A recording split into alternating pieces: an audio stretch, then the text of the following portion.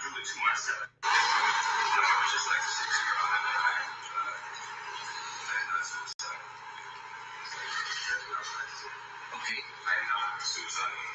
Okay, I am not suicidal. I am innocent, and I am not suicidal. If I did this, then it means that I stuck my fist in the fears of Black Americans in this country for over 400 years and the fears of the LGBTQ community. Your Honor, y'all ready for this? I did not do this, and I am not suicidal. If anything happens to me when I go in there, I did not do it to myself. No, I was just like a 6-year-old. I am not suicidal. Okay, I am not suicidal. Okay, I am not suicidal. I am innocent, and I am not suicidal. If I did this, then it means that I stuck my fist in the fears of Black Americans in this country for over 400 years and the fears of the LGBTQ community. Your Honor, I respect you and I respect the jury, but I did not do this, and I am not suicidal. Jussie Smollett. Let's get in this. Let's get into this on this cold, rainy Friday. Let's get into this conversation. First of all, salute to everybody in the chat. Let me get my things in order really quickly here. Salute, lovely. I see you. Let's get into this conversation real quick. If you're just coming in, go ahead and hit that like button for me. Let's get some people in the room. Let's have this conversation. I see that this is a topic that we've talked about before, but of course it was before, the verdict came down. But however, Jussie Smollett says, I am innocent. I am innocent. How many people think Jussie Smollett is innocent? I found a lot of things on Jussie Smollett, a lot of people covering it. I agree with a couple of things that they said. Some of the things I didn't agree with. However, I'm going to play a couple of things, and we're going to break this thing down slowly. I'm going to open up the panel here shortly, so that way we can get some of you guys' feedback on what you think, if the verdict is justified, or if you think it was too harsh, or you think that Jussie Smollett, he got a bad rap. He got a bad rap. So we're going to get into this. Shout out to Rodney in the building. Miss Coco BX in the building. Salute. All right. So Lovely says off the rip, he's guilty. What were you thinking? How dare you say that? So we're going to get into this thing, man. Let's go ahead and get into this thing. Find my stuff here.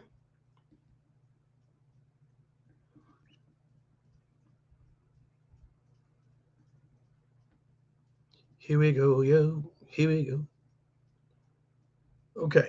I think that should do it. There we go.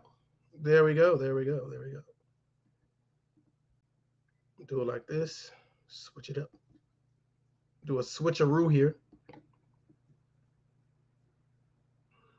Do it like that. I think I'm gonna do it like that. All right, let's go ahead and get started. Jussie Smollett, the host of the century. Let's say the host of the century.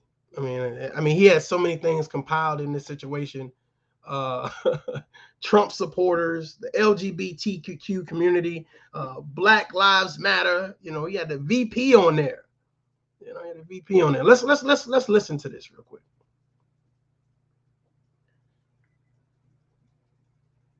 Jussie Smollett has just been sentenced to jail. Imagine that. The man who said that he was the victim of a hate crime was a hoax. He's now going to jail. Kelly Beeson outside of the courthouse where it just all went down. Hi, Kelly. Hey, Leland, good evening. Yes, this going down, as you mentioned, just moments ago, and we have the full sentence here. He is now sentenced to 30 months felony probation to the court, to pay restitution to the city of Chicago and fines, as well as serve 150 days behind bars, and that sentence starts right now. The judge with a tongue lashing for the actor Jussie Smollett, basically saying the entire reason for the sentence was because you lied. You lied to police, you lied on the stand, and you continued to lie to cover up your former lies. And there was real anger in his voice. The judge, again, not relenting, giving quite a speech at the end of this case. And Smollett standing up after that sentence was read saying, "I'm not suicidal, I'm not suicidal," and making eye contact with the rest of the room. So a very, very heated exchange. He did leave Sound the from the court judge. appearing.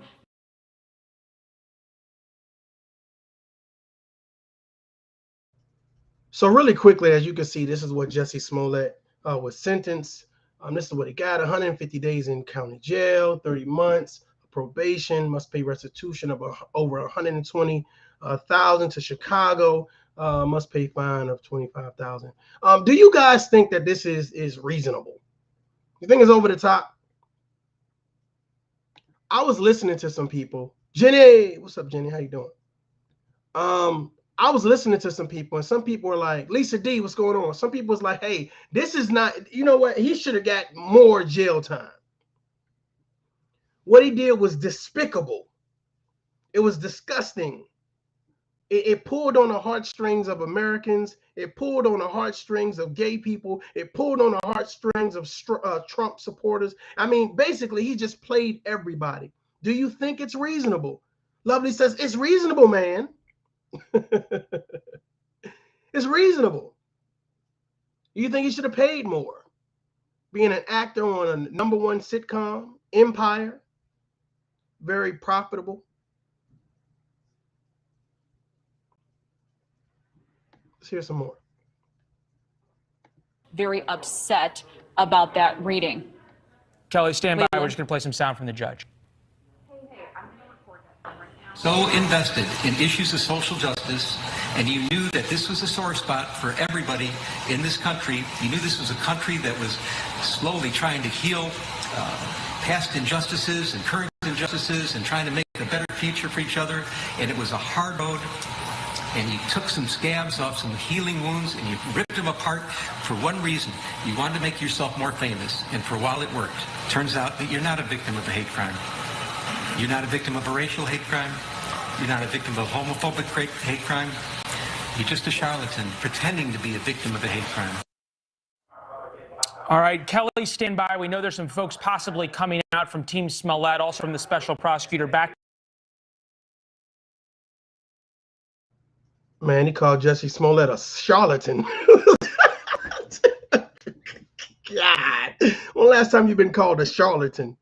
Man, you know what? I'm gonna be honest with you guys. You know what? I'm gonna wait for this. I'm not gonna just jump right into this. You know what I'm saying? I don't want Tough Love to give his opinion right now. You know, I'm gonna wait. You know, I'm gonna wait. You know what I'm saying? I'm gonna wait to give my thoughts on this. Okay, I'm gonna wait to give my thoughts on this because, you know, I don't want to give everything away. As a matter of fact, I'm just gonna just chill. I'm gonna wait a couple years later to give my thoughts. 1,000 years later. My thought process is, I'm about to piss somebody off. I ain't gonna do it right now. Let me go ahead and capitalize on some things. I ain't gonna piss nobody off right now. We're gonna have this, we're gonna slow walk this conversation. So I do believe that Jussie Smollett, you know, what he did was despicable or whatever, but I don't want to break it down yet. I want you guys, this is what I was more appalled with. Okay, I was upset at what Jussie Smollett did. You see what I'm saying? DOD is in the building. I was upset about what Jussie Smollett did, but I was more appalled at the things that were happening after the verdict was given.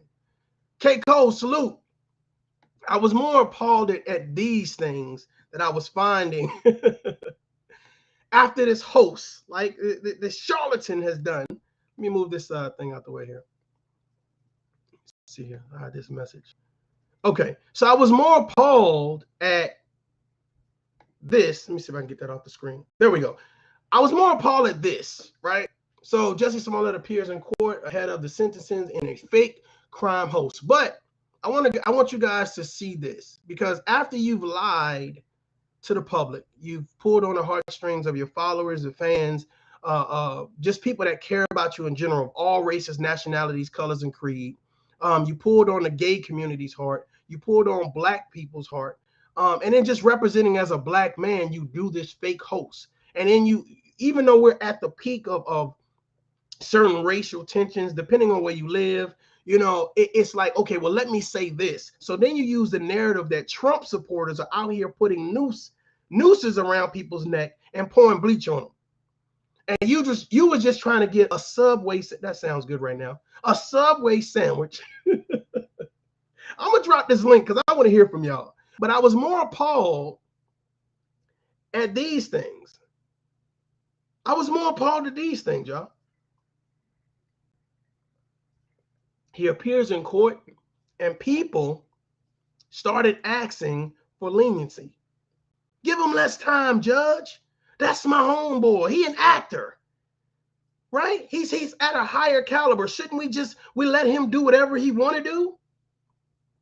Can you imagine someone doing that and then saying, oh man, it's all good though. That's my boy. That's my homie. I think I was more appalled at this than I was what Jussie Smollett did. Organizer with Black Lives Matter says, give them less time. Take it easy on them. With all the things that we can stand for and represent, right, in the United States. We say that we have all of these issues, right? We talk about systematic racism. We talk about fathers not being in the home. We talk about all of these different tensions, right? We talk about the left wing and the right wing and the conservatives, and we talk about all of this stuff. Here's the thought process. Shouldn't lying be a zero tolerance? Regardless of your racial background, regardless of what you claim, what party you claim, shouldn't lying, promoting racism, because that's what you did. You promoted, you knew it was a soft spot, so you said, hey, let me do this to get me some publicity. So you promoted racism, right? Because everybody that was involved, it was the assailants were supposed to be, you know what I'm saying, Trump supporters. So you're trying to pit the black man against the white man and this community against that community. I think I was more appalled at the people who are trying to defend this nonsense. I think I was more upset at the people trying to defend this nonsense and that was writing on behalf saying, hey, listen, let's give this man some leniency. Let's take it easy on him. We shouldn't hold him accountable or hold him responsible. I always hear that narrative. Who are you to hold someone accountable? Well, it looks like a jury of his peers are holding him accountable. And it's just interesting that other people who have that status are saying he should get off. You know what I'm saying? I think they're saying why he should get off. Hold on. I'm getting into my thing. Let me back up. Oh, wait a minute, Maury. Back up, brother. Back up. Wait. 1,000 years later. My thought process is, I'm about to piss somebody off. It's too early for me to piss somebody off. It's too early for me to piss somebody off right now. Let me wait. Let me just wait, okay? Let me give my thought process a little bit later. Let me play this next thing, and it really breaks down the nonsense and the craziness.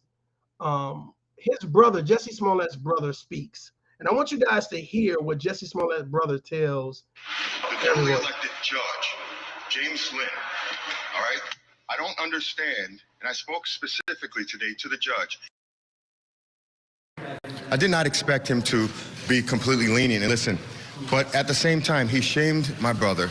He spoke about his arrogance. He doesn't know the struggles my brother is encountering. He doesn't know anything that he's dealing with. He doesn't know anything that he's dealing with. He's spent all that time shaming him. This is the problem that I have with people, man. You know, and I'm not going to get too far into it because I want to open up the panel for you guys. This is the problem. It seems like to me, like people be on this, like this notion of do what I want, whenever I want to do it, however I want to do it. And then when you're held accountable and responsible for it, now it's just like the sympathy card has to be played. Now, instead of course, you know, that's his brother. He wants to support his brother. You know, he loves his brother, kumbaya, all that great stuff or whatever. But I want you guys to listen to what he says to mass media about a grown man doing what his brother did and thinking that was cool. Holding his brother unaccountable. Telling the world how he is going through so much and whatever is happening to him, oh my God, woe is him. I want you guys to listen to his brother and listen to the narrative that's being spun. In 2022, we don't shame people like this, all right? He basically called him a mental case, all right? If you look at that testimony, he basically reiterated and regurgitated all the prosecutors said. There was no independence. This is a duly elected judge in Cook County. He's supposed to be elected by the people, not just a stooge and a rubber stamp for the prosecutors. And I'm very disappointed, very disappointed. All right. This is crazy to me. This is crazy to me. Listen to y'all, listen. He's not disappointed at his brother's actions. He's not disappointed at his brother lying. He's not disappointed in calling the Trump supporters a bunch of racists. He's not disappointed in using the LGBT+Q community in reference to their cancel culture, because you know they can cancel some people now. He's not disappointed in using and pulling the people's heartstrings. He's disappointed in the judge. How come people are always disappointed in the people that are holding people accountable? How can you be disappointed in the person holding people accountable? That just seems crazy to me. Like, you're not disappointed in your brother. He didn't say, you know, I'm disappointed in my brother for what his actions led up to, for the things that he said. I'm more disappointed in this government official, right, that sits down and says, that sits down and says, you know what, I find you to be despicable. I find what you did appalling. I find what you did pouring fuel on a fire of the tension in America. It's crazy to me. It's like you find a person holding people accountable more at fault than the people actually doing the bullshit. Keiko says wickedness. Definitely. I want you guys to hear it. Let's listen to this, because I thought it's like people from Black Lives Matter, people from the White House, you know, other celebrities, you know, all came and rallied behind him as if what he did we did not see. Now, when it first came out, I was with him like, oh man, hell no, this happened to him, hell no. You know what I'm saying? I'm ready to ride because I like Empire. You know, I liked Empire. But I was just like, then to come to find out once they do the investigation. See, it's one thing when you lay out all the facts or whatever case be. Now, some people have no problem ignoring the facts. They have no problem ignoring the facts and acting like whatever's going on, they don't see it, you know, for the benefit of themselves, you know. But I want you guys to hear this little commentary real quick. Here we go. I'm confused here because I've watched a lot of sentencings, and that's generally what happens during sentencings. Don't judges talk about what the defendant did and explain why they're being sentenced for what they did? Because the sentence is based upon what they did and who they are. That's a judge's job, isn't it, Renee? Yes, I mean, you have the judge imposing sentence, and they have presided over the trial. They have sat there and listened to the testimony, and it's clear. And whenever there is a conviction, it is clear that the judge, will adopt the position or the arguments of the prosecution because there's been a conviction, right? So now they're going to, in a sense, regurgitate what the facts are as the jury has determined, and spew that back at the defendant if it's a heinous type crime, to give a reason and a basis for the sentence that the judge is about to impose. That is their opportunity to say all the things that they want to say about. Hold up, wait a minute. How dare, I thought it was just me, y'all. I thought it was just me. For some reason, when people do crazy shit, right? They go out here and they promote this falsehood, they promote these crazy narratives, et cetera, et cetera, et cetera. And you have people that sit back and say, man, I've watched you do this, ma'am. I watch you do this, sir. And then when you're held accountable, it's like, Jussie Smollett have people around him lying to him, not holding him accountable. There is no way in hell I would have settled this out of court if I could. I'd have took my time and I wouldn't even went to trial. The fact that he went to trial, come on now. Do I want to give my opinion right now? I'm really asking myself, like, do I need to give my thought process? 2,000 years later. My thought process is, I'm about to piss somebody off. I'm trying to hold back, y'all. I'm trying to practice more patience. I think I do a good job at practicing patience, but I'm just saying, it's like if you had some people around you that really loved and cared and supported you, et cetera, et cetera, et cetera, you wouldn't have never felt the need to try to do this as a publicity stunt. You would have cared more about people's feelings. You would have cared more about who you were and what status you had, the responsibility that came with your status. You know how many kids were watching this? How many gay kids were probably scared to death, like, oh my God, I can't go to Chicago. God forbid if I go to Subway. You got Trump supporters hanging people allegedly. They're pouring bleach, good bleach. Good, clean bleach on people. Jussie Smollett think about how many people were rallying behind him and hating anybody that had a mega hat on. I want y'all to think about that. And see, what makes it more despicable is the fact that he belongs to so many different type of communities. You got the celebrity community, you got the Black community, you got the gay community. So he belongs to all these communities. So of course, these people rallied behind him. And a lot of people like to rally behind you without the facts or the details. I mean, come on now. We was ready to ride. He was a celebrity. We was ready to ride for this celebrity. It's no way he would lie to us. It's no way that he would promote falsehood. There's no way that this negativity that's happening right now, we would say that he's doing something wrong, right? I think I am more appalled at the people after the fact saying that he needs leniency. He knew what the hell he was doing. He knew what he was doing. I'm gonna wait. I'm gonna wait. I'm not gonna give my thought. I'm not gonna do it. 1,000 years later. my thought process is, I'm about to piss somebody off. The defendant based on what was heard during the course of the trial. Because if there's an acquittal, the judge is not going to have that opportunity to give an opinion or say anything about how they personally feel about the defendant.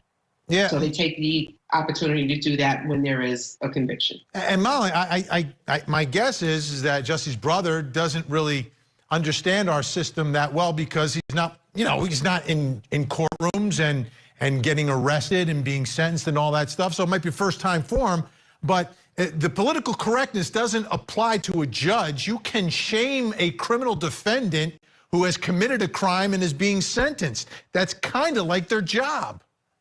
Well, I think what he's saying is, how dare you shame him? Big E, how dare you shame Jussie Smollett for lying? Jussie Smollett for using his status, his celebrity. How dare you say you're wrong? How dare you hold him accountable? Are you serious? You got to be out of your goddamn mind.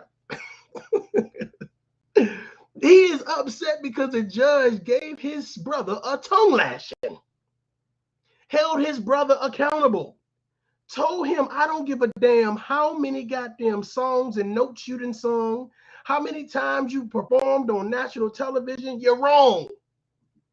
You are wrong, sir. How dare you do that? You mad at the judge, but ain't mad at your brother. Come on, man.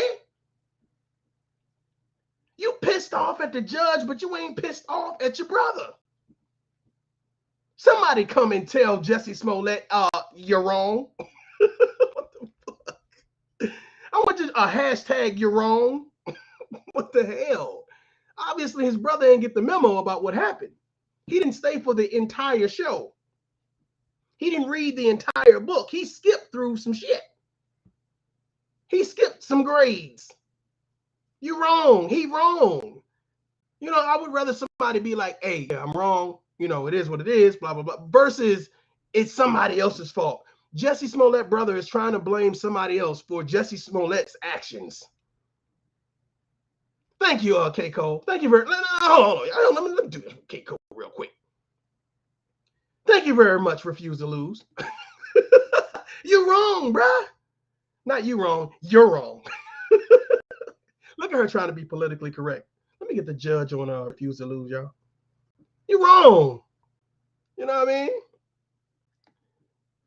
Coco BX says, what you say? Let me see. And Jesse, poor grandma, talking about she want to go to jail too if he go. No, grandma, go home. No, grandma could go to jail.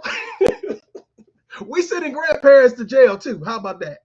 You could get your senior citizen check in jail. You got daily commissary. I'm sure they could do something with you. If I was locked up and she wanted to go, Miss Carolyn, what's going on? If she want to go to jail with me, she can go to jail. I'm just saying. I'm sure they will find a use for Jussie Smollett grandma in jail. If you want to go to the jail he going to, I'm sure they will find a use for grandma in jail. I'm just saying. I'm just saying. Let me see what he said. I appreciate the Big Pressure says only thing worse than a victim of a hate crime or being assaulted is lying about being a victim of a hate crime or being assaulted. Exactly. And this is why I'm pissed off. I'm pissed off because how many real victims looked at this like, damn, bruh. Damn, bruh. In high school, you was the man, bruh. I mean, think about it. You literally said you were a victim and you promoted it to the point where now people who wear mega hats, people that are white, you're now pointing a finger at these people because they support Trump and saying, no, this is the type of people they are. Isn't it crazy when somebody always trying to dictate your character?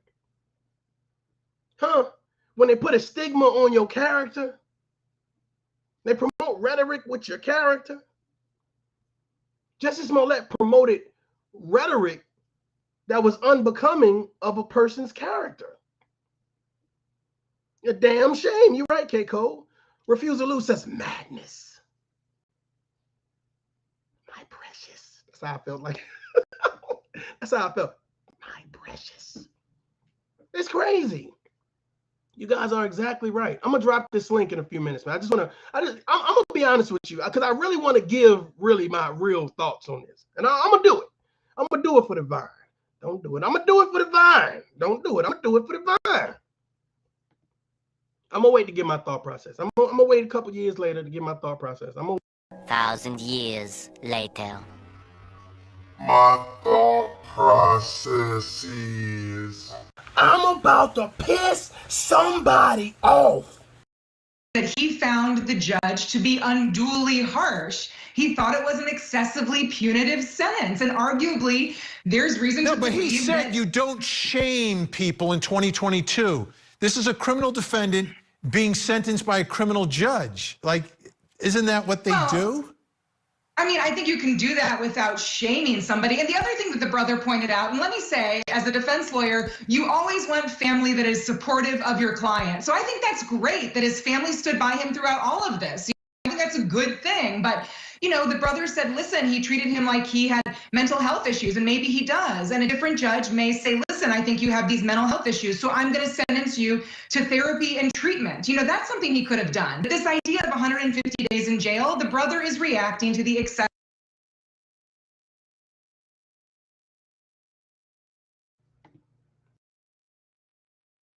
You know what grinds my gears?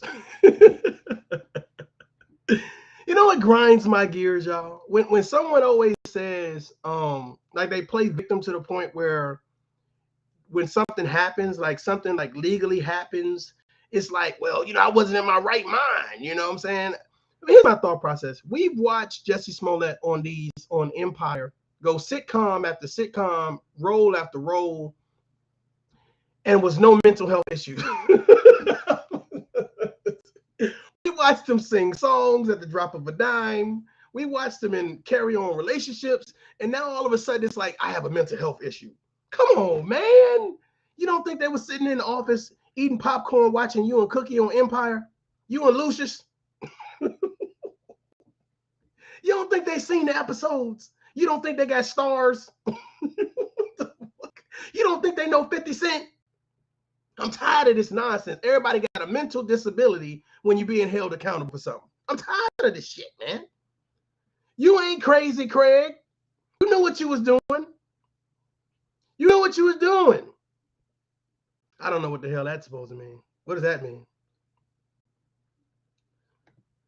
I'm gonna try to give you an opportunity before I, put you on the block list.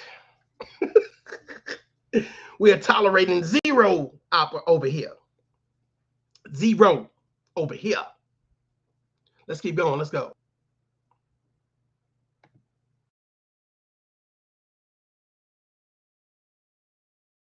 Aggressiveness of the punishment. I get it. You know? Before we run out of time, Lara, you have the last 25 seconds. Go ahead. Well, I thought that the judge was acting more like a psychoanalyst or a psychologist at some point, because he was trying to figure out, and it's not for him to sit and figure out why this particular defendant committed the crime that he's alleged to have committed. And he was trying to figure out, I thought it through, and this is why, that I thought he went overboard. I think everybody in this case, I agree with the rest of the panelists here, that everybody, all the parties involved went overboard on this case. This case, had it not involved a celebrity and possibly some of the facts involved, it would not have gotten this kind of attention and would have never had this kind of drama at all. And we would have never had this kind of a sentence. He probably would have just been placed on probation. So this is the problem that I see here, right? This is the problem. She said this type of case would have not had this type of attention if he was not a celebrity. And my thought process is, you wrongfully accused people because you wanted to promote your upcoming album. You wanted to find a way to gain people's attention. And you said, let me take the easy way out and let me lie my way to the top. I don't know why people that hold a celebrity status are under this impression that they don't have any responsibility. You push the buttons on a lot of things, whether you want to or not. And I truly believe, I'm gonna wait. I'm gonna wait. God, I'm gonna wait. I'm gonna wait, y'all. I was gonna do it. I'm gonna wait. If you are not here to have the conversation, please remove yourself.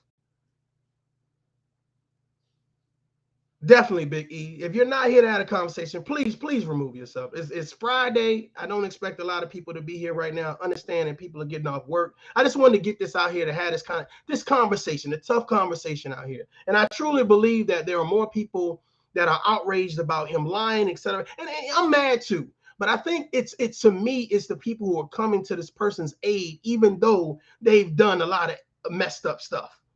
I think that's the thing that shakes me up and kind of gets my gears grinded a little bit. But I want you guys to hear from the actual judge himself and see kind of the tone he was setting for this situation. What I'm gonna do is I'm gonna drop this link for you guys. That way we can kind of get your feedback too. That way you don't have to just sit in the chat. You can come on up, hit the link, and you can come up and be a part of the conversation. That's what this open panel was about. And then, during the course of our conversation, I'll give you more feedback on how I feel. The link has been dropped.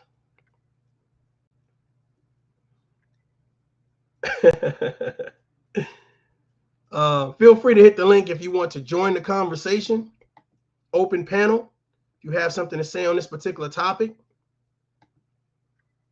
Some people feel like he got off easy. Hey, you feel free to hit the link and let me know. If I'm not familiar with who you are, I'm going to ask you to show your face. And then if you want the cam back down and reference to hiding your face, you can. I just want to know that you're serious about having this conversation. So let's play what the judge said, so that we can get a kind of a vibe of what the judge said. Yeah. He cares deeply about social justice issues. And for you now to sit here convicted of hoaxing hate crimes, racial hate crimes, and homophobic hate crimes. The hypocrisy is just astounding. Don't know where to begin. I'll remember one thing that will always stick in my mind, and I've been involved in so many trials over the years, but something happened in this trial that it was remarkable, and it talks about your sensitivity to issues of social justice. You're on the witness stand. You're being cross-examined. Your liberty is at stake. It is your criminal trial. Mr. Webb is winding through some things on cross-examination, and he's going through some social media communications, and whether it was Instagram or chat or text, a little quibbling about that, that doesn't matter. But Mr. Webb found a line that he wanted to confront you with, and he said, Hold up, wait a minute. I'm so tired of y'all on YouTube. I am so tired of y'all on YouTube. I'm gonna say this to y'all. Did you just hear what the judge just said? They went to your social media to find out what type of person you were. Your content is your character. They went to your webs, they went to your YouTube page, they went to your Instagram, your TikTok, your Twitter to find out more about you. Ladies and gentlemen, was tough love right? Was tough love right? How many people right now, if they go to your page, what will they find on your page? What will your content say about your character? They are using his statements that he's posted online and holding him accountable. That's very interesting. Very interesting. Refuse to lose. Welcome. Hey. How you doing? I'm good. You know, I feel like people who know what they're doing when they grown, you know, he was able to land his acting career and do all this other stuff, and then for him to set forth and do what he do is definitely, a bad example for people that, look up to him, or people that live the same lifestyle as him. A lot of people, in today's world, no matter, how much they have legalized things, they are really going through these kind of things. And so now that door is open where if I speak out, will they believe me? And the other thing is, when they was in court and the DA was saying, how it was a form of racism, the act he did and stuff like that. And his brother spoke out and said, we don't know what you're trying to do, but we know what racism is. Our mom is 73 and she was born in the state of Texas. And so I don't know what you was trying to do. It was like, what does where your mother was born has to do with your brother's actions? Good point. Good point. Good point. Big E, welcome. Tough love, what it do, man? Gas price high, man. I had to break out old Optimus Prime here, man. You know what I'm saying? I can hear you. I just wanted to tell you that the it's low. Your volume is low. Oh man, these my workout headphones, man. So that, man, I'm gonna try to. Oh, you good, brother? You good? I just wanted to tell you I'm listening up. All right, look, this is just me, bro. A lot of people, I think, is trying to just do the past, bro, because he's with the LGBT. If he'd have been a heterosexual black man, he'd have been under the jail, bro. I'm just keeping it 100. I'm gonna just go ahead and say it because they still. I mean, it's only us that have something to say about the fact that he lied, but I don't feel like they scolded him the way that they should scolding him, man, because he tried to manufacture a situation that could have really got some people hurt, man. I think he should really be paying more of a penalty for that. You know what I'm saying? I know people that's, that got caught with weed and got more time than what he got, and weed ain't nowhere near a serious offense as what he did. I mean, they was getting ready to try to make that a MAGA black man LBGT hating thing, man. I mean, you know what I mean? That's the way I look at that, bro. We already divided, and then they tried to use that incident to try to divide us more because it becomes like black gays versus heterosexual blacks. You see what I'm saying? On top of the Donald Trump, whether you're a Republican, Democrat thing, you know what I mean? It was just an ugly thing right there, bro. It was ugly, and I think all this is just divisiveness, just to keep us all divided in different little sectors so we can't come together and see what's actually going on, like the big picture, because we too concentrated on bullshit, so to speak. You know what I'm saying? Right, dude? They just keeping the divide and conquer tactic going. That's all I really think that this is, bro. Divide and conquer. I think a lot of people that we see on YouTube, I think some of them are actually agents, like agents of chaos. Like, you know, I think Charleston White is an agent of chaos, because that's all he do is cause chaos. Even though he cool, I think Wack is an agent of chaos, because Wack ain't doing nothing but causing a lot of arguments, dissension, a lot of chaos. Bro, I think that's what they are. I think you have some dudes I think are legit, but I think it's more agents of chaos online now, because YouTube is the new TV, bro. It's the new entertainment. So it's a lot of eyes on YouTube, and I really think that that's what that is, bro. I'm not even gonna lie, because really look at what's going on, bro. You can't even disagree without somebody calling you a bitch or fuck you. Bro, all you do is disagree. I just don't see life the way you do. We're not robots. I should be able to disagree with you without it being a fight or without you. Big dog. I can hear you. You're low, but the people in the audience can't hear you. And I really feel like what you're saying really needs to be heard. I don't know if you got another location you can get to, but if you can get to that location, feel free to come back in. All right, let me go get another set of headphones real quick. There you go. There you go. All right, we're gonna be here. We're gonna be here. My thought process is this. You know, we got people really sitting in jail, you know, for things they didn't do. A man was just released after doing 42 years for a murder he did not do. And so for him to come forth with this story, and supposedly the guys themselves allegedly, you know, wasn't a snitch or wasn't willing to talk. You know, was he willing to let them sit up for a lie? Yeah, this is crazy. I'm really just trying to just kind of hear what the people say, you know, hear what you guys got to say, because to me, honestly, just like Big E was saying, like what he did really promoted something bigger, bigger picture and a bigger narrative. And people, it's not just a lie. It's not just a, oh yeah, you know, a little host. It's huge, you know, because everybody at this particular point, not everybody, some people, a lot of people do not like, you know, Trump or Trump supporters or whatever, and they want to promote a narrative, and using that narrative of Trump supporters are out here putting nooses on people's neck and pouring leeches on gay people.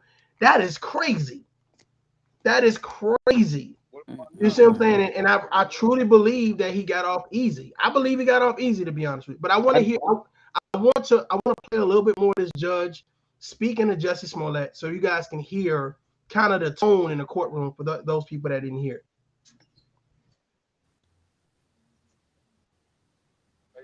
Didn't you say, and he used a word starting with the letter N, meet me at this place at this time, and I'm paraphrasing. And rather than just answer the question, which what a witness is supposed to do and expected to do in their criminal trial, you stopped the proceedings. You said, Mr. Webb, out of respect for all African-American people in this courtroom, you should not be using that word. And I was amazed. But it showed, and I'm not talking about the pairing and the gamesmanship that may go on between a prosecutor and a witness on the stand. That's not why I'm telling this, recalling this event. But what I'm talking about is how sensitive you were to any kind of slight, that anybody, if the wrong words come out of somebody else's mouth, you're going to get up and speak up and complain about it. And make sure that they know that they're not behaving the way you're supposed to behave. So you know better than anybody else that these are serious matters. They're serious to you. They're clearly serious to you and as your whole family. And for you to be here now.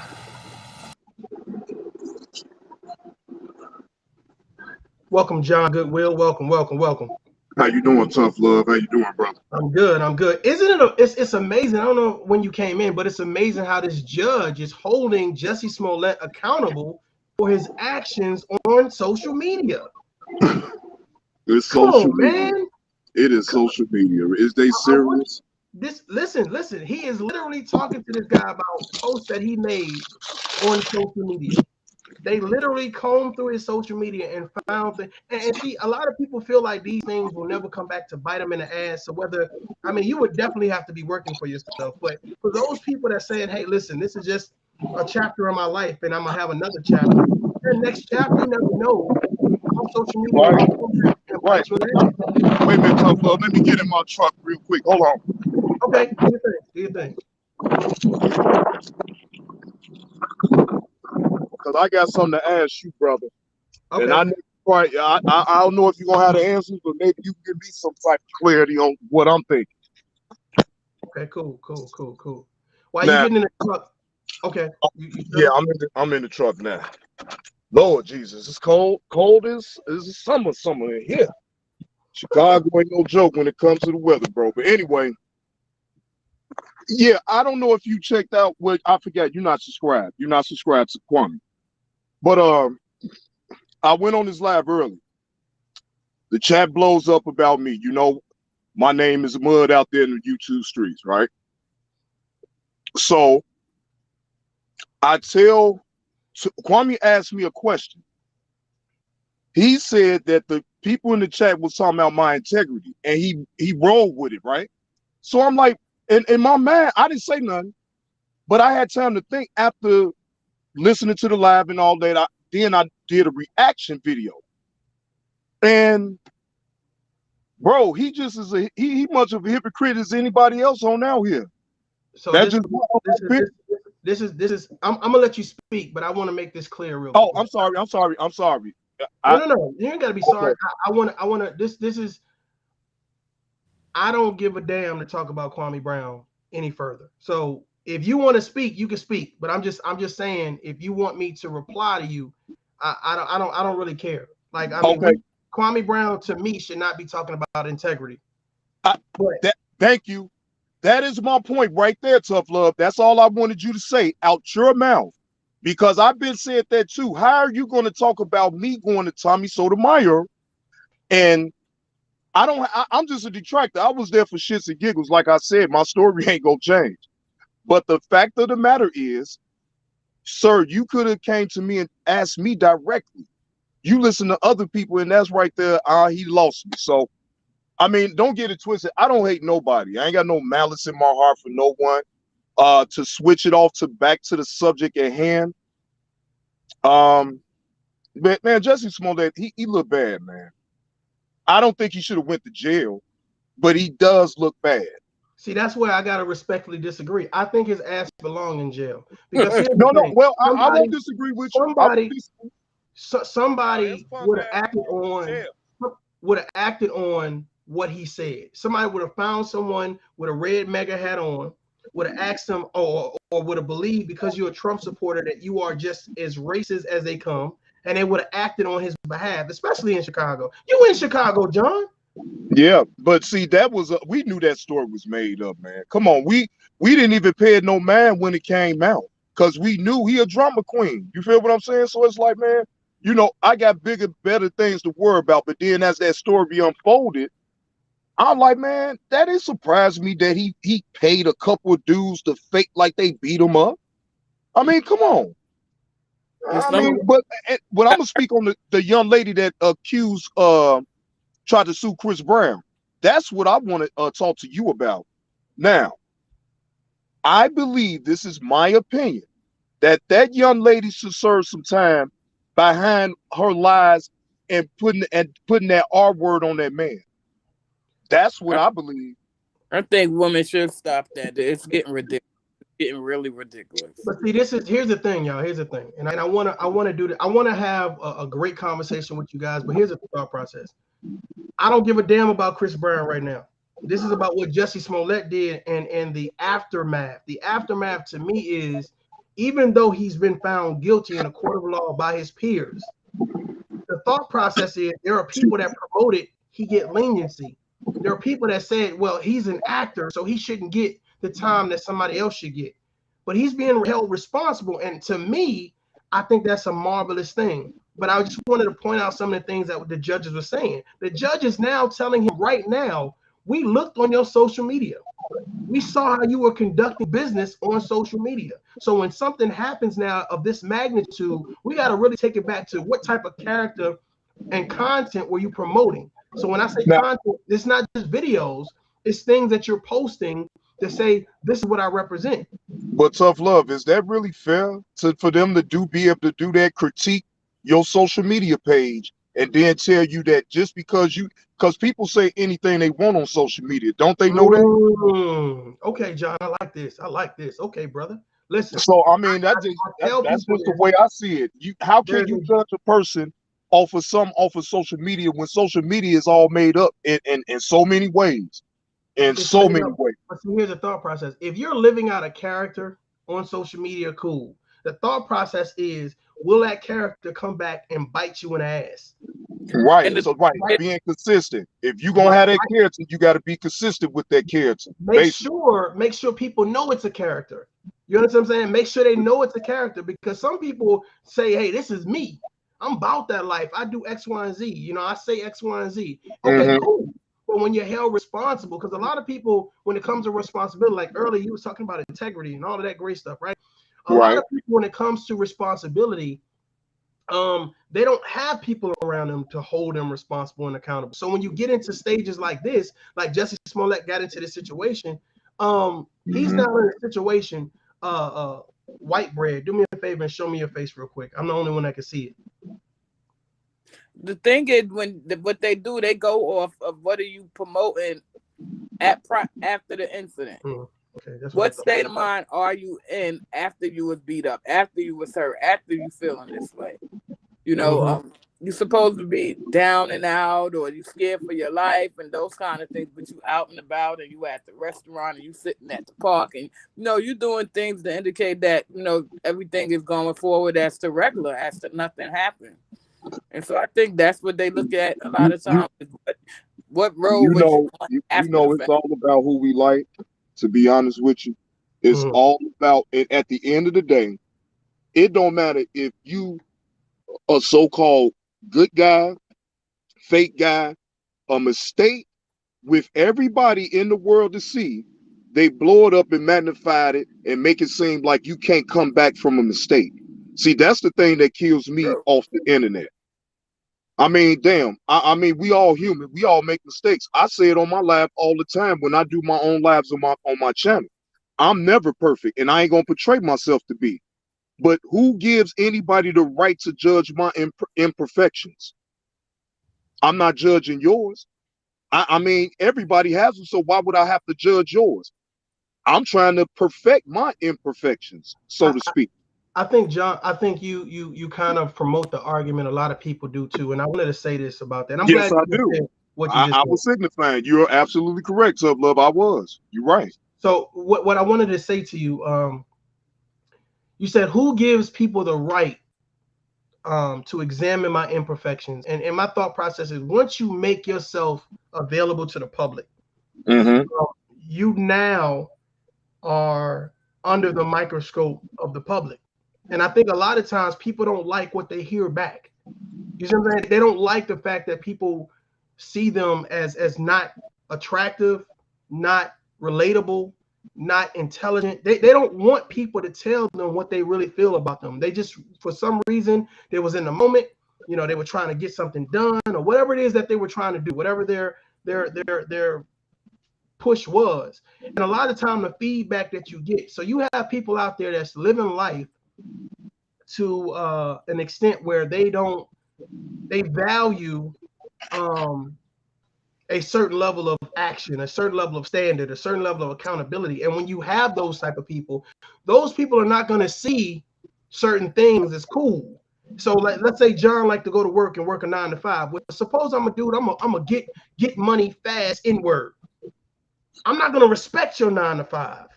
You know what I'm saying? So when you're online, you saying I promote going to work and working for somebody else, et cetera, and I say, man, you a sucker. You go to work, you a sucker. You work for somebody else, you a sucker. The thought process is, well, John is promoting the fact that he's a man, he's taking care of his family, he's a provider, a protector, a role model, et cetera. And I look at you because you push something online publicly. I then look at you and say, I don't like what you're doing, John. You a sucker. You getting that slow money. Right, You, right, John right. doesn't. I get it. No, I get you, tough love. I mean, see, this is my thing, right? If I follow you and I support you, right? I should be able. You should be not above reproach for me to tell you when I feel like something you might have misspoke on. I And like that. anybody Yeah. can, anybody can be. I can misspeak, and I'll be a man enough to say, yeah, I was fucked up on that one. Lovely.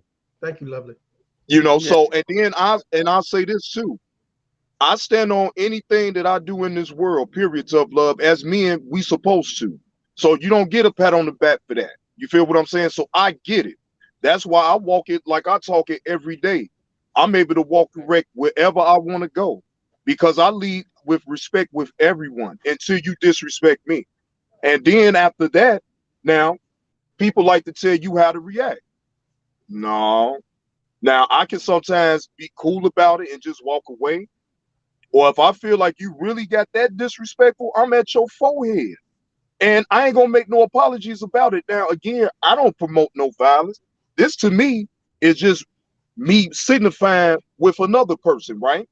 Now, once that person go out the outside that lines of the signifying, if it stays between me and them, you don't bring up nobody's mother and say she sucked dick and all this and that, man. I mean, come on, bro. That was just it's certain things that you're supposed to say to another man or another human being, period.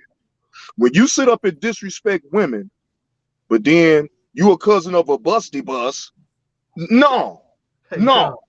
I'm sorry. I don't want to keep bringing John, that up, but John, keep pulling this shit back to different ways. I feel you, John. I feel you. I'm just tired of hypocrisy, and I need to. It's my fault. It's my fault, tough love, because I should have did my homework. So I will take full responsibility for this. I'm telling you now, it's my fault. It's my fault. I mean, it is what it is. It is. But I really want to stay on topic, man, because I think that Okay. it's great that we can have a conversation and really get to the nitty gritty. And I think there's deeper conversation still to be had. Big E, you've been silent for a minute, man. Pull up. Talk to me. I got a question for you, bro. I want both y'all brothers, even the chat. Do y'all think if Jussie Smollett was a heterosexual, do you think people would have championed for him? No. Do you think people would have been crying for leniency? No. No. Hell no. So now Not do you here. see why Not in Chicago. I think that a lot of this, I think the LBGT has something to do with it. That's why they are so silent. Like, just a real quick side note, like that Brittany Griner thing. Y'all notice how the LBGT is real silent on Brittany Griner? I just thought I'd throw that in there as a side note. But if that would have been a black man, Mhm. if you see what I'm saying? Well, you got to think about it. Did you forget about Kim Fox? No, who was Kim Fox? Kim Fox was the district attorney at the time when she did she the one that tried the case, right? So when she tried the case, remember at first he didn't have no charges. They booted her out and then put a special prosecutor up in there and rebrung it back. See? So you see how dirty you see how deep it really goes deep. Because they was feeling like because she's I guess aligns with the LGBTQ community or whatever. If I said it wrong, I apologize. But yes. And once they found out some improprieties on her end, yeah, they got up out of there. Yeah, I think they were trying to portray themselves to be making it out of some kind of example is why he only got the little bit of time that he did get. You know, it was basically to say, look, you know, on either end, we're not going to have this. But if it was the other end, it definitely wouldn't have been no 5 months. Hey, he could have been did that 5 months long time ago. Why they drag it out? See, this is what kills me. If y'all knew y'all was gonna convict that man and make him do some time, why y'all could have been gave him that time? He could have been did it and got out. And They the could have been sad part talking. he had like 6 attorneys. None of these attorneys said, "Man, don't waste your money. They gonna I do what they." wonder how much he paid for all them lawyers. You said 6 lawyers? Yeah. Shit. No, Yeah. no. I would have had to get a public defender, especially in Chicago. If your name, look, I'm gonna tell y'all something about the court system here in Chicago, Illinois. If the drug dealers here in Chicago, right? They could go to jail, and as long as they have the money to be able to bond out, because they gotta take you to court the next day so you can get to see if you be able to bond out. Or if you have a warrant on you, then they might just place a no hold on you. But then if they place a no hold, they place a hold on you, then you can't go nowhere or bond out. So you have to sit, right? So the court system there is based off of how much money you have. What is your status, right? If your status is up there, then yeah, you're gonna get some perks. But if you a peon, they gonna keep you up in there, and if you don't know your rights, they gonna treat you. That's exactly what it is. I'm telling you. But I'm let going me to praise him there. This is all I know. before like after the sentencing when he started yelling, I'm not suicidal. Do y'all believe that? I believe he is. No, I don't. I believe that he gonna snack, crack, and pop just as soon as he go in that jail cell because he ain't made for that. I think he's he ain't made for that. I think he's scared. Yep. And I think that this is why this thing has been postponed for so long. And my thought process, I'm gonna be honest with you guys, man. When you create turmoil, when you lie on people, when you do things that are despicable, where it can get other people involved, and of course, other people gonna rally for you because they want to protect you. But these things have consequences, and I think Jussie Smollett, honestly, this is the consequence of these things. What I really want to do is I want to play Sim Set So, his verdict. I kind of played it earlier, but I'm gonna let you hear more from the judge. I'm about to play that, so you guys give me about 2 or 3 minutes. Let me play more of this, the verdict and what the judge was saying to Jussie Smollett. Salute to Aunt T in the building. If you want to pull up, man, you can. I'm gonna drop the link. Anybody want to join? Feel free to join. I haven't done a panel in a minute, so I just wanted to kind of hear from you guys. You know what I'm saying? And it's not just me talking, but I dropped the link. Feel free to join. I'm going to play a little bit more of this judge, and if anybody wants to chime in while the judge is talking, then I'll pause the video so that way you guys actually can get. Hold on, bro. Before you start, I think that they was okay. This crazy to begin with because the story that they told, man, who's gonna be out there beating this guy up at 2:00 in the morning in the middle of winter in Chicago going to Subway? So that don't even make no sense. Yeah. I said the same thing.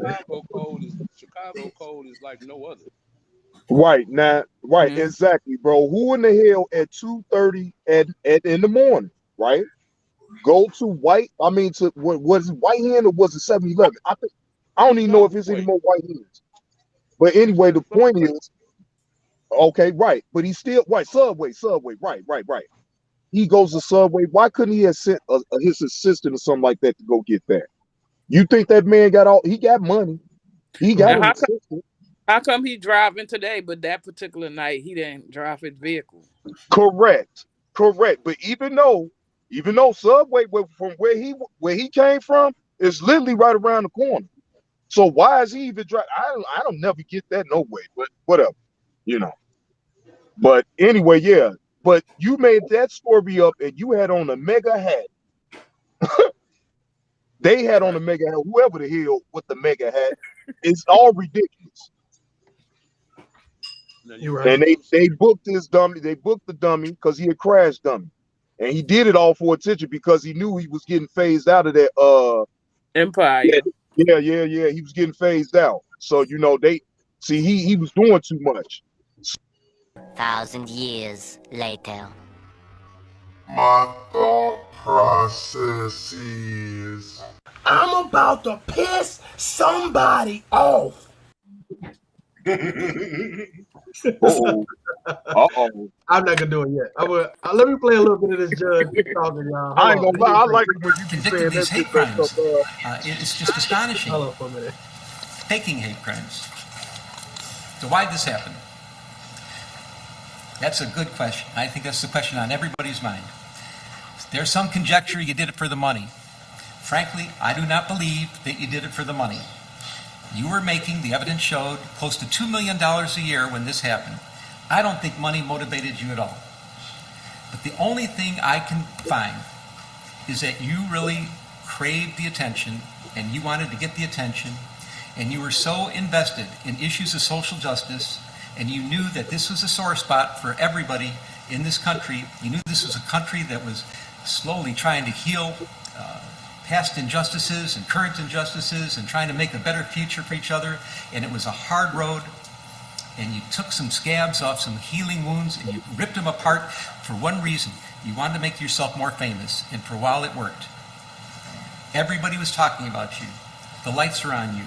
You were actually throwing a national pity party for yourself. And why would you do such a thing? Why would you, I understand, you crave the attention so much, but why would you betray something like social justice issues, which you care so much about? And the only thing I could conclude is that, and I acknowledge, there are wonderful sides to you. There are very giving and charitable and loving sides to you, but you have another side of you that is profoundly arrogant and selfish and narcissistic. That's the only thing that can be concluded. And that bad side of you came out during the course of all these events. Let me talk about hate crimes for a minute. I've been a criminal judge for many years, and I've heard many victims of crimes testify in front of me. And any victim of a crime, no matter what the crime is, they are demoralized by what happens to them. It doesn't matter if you're injured unjustifiably, if somebody hurts you and it maybe cripples you or damages you in some fashion that's going to be long-standing injuries. If your property is stolen, your vehicles are stolen, people go into your homes, your possessions are stolen, people do all kinds of terrible things. It is a demoralizing experience, and sometimes it's the worst experience that anybody can ever go through in their entire life. And then if it turns out that the motivation for the criminal to do something bad to you was because they hate you because of your race, because of your ethnicity, because of your gender, your sexual orientation, your religion, your age, your disability, if that was the reason for it, it is exponentially worse. There is nothing worse than to be a victim of a hate crime. It is the worst thing that can happen, especially in our country with all our history and all that we're going through now to try to get around some of these issues. Hate crimes are the absolute worst. And I believe that you did damage to real hate crimes, to hate crime victims. There are people that are actual, genuine victims of hate crimes that you did damage to. These are people that have a difficult time coming forward. They may be mistrustful. They may not want to bring it to the attention of the community or first responders. There may. What do you guys think about? Auntie is going off in the in the chat. What do you guys think about what the judge just said? My bad. Let me do this real quick. Mr. Lockett, I think I said it right. Welcome to the panel. Let's start off with you, brother. Yeah, I think the judge was right with everything he said. I just think he should have sentenced him for a longer time, man. I'll be honest with you. I think 5 months is kind of weak for what he did. He lied, man. He lied. Yeah, I definitely agree with you on that. He lied, man. He lied. I mean, to try to believe it is look, man. I believe OJ is innocent, but I know damn well that Jussie is lying.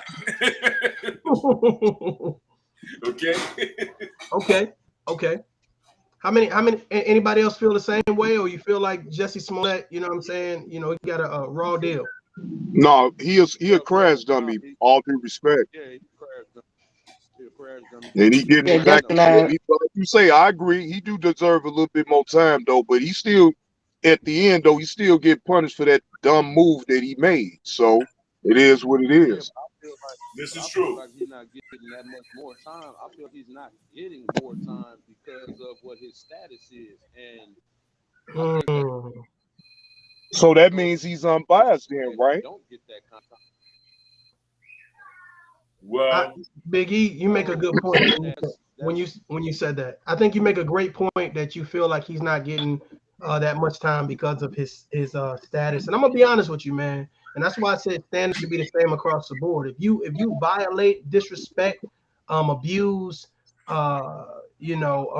break laws, I think that you should be held to the same status. But I know money speaks and or money talks. So I understand what it's caused. But I think the after effect, again, I think that people rallying for him, celebrities saying he should have he should get leniency. I'm like, what for what? Are you crazy? Do you imagine the severity if you just throw bleach in somebody's face? How the severity of that?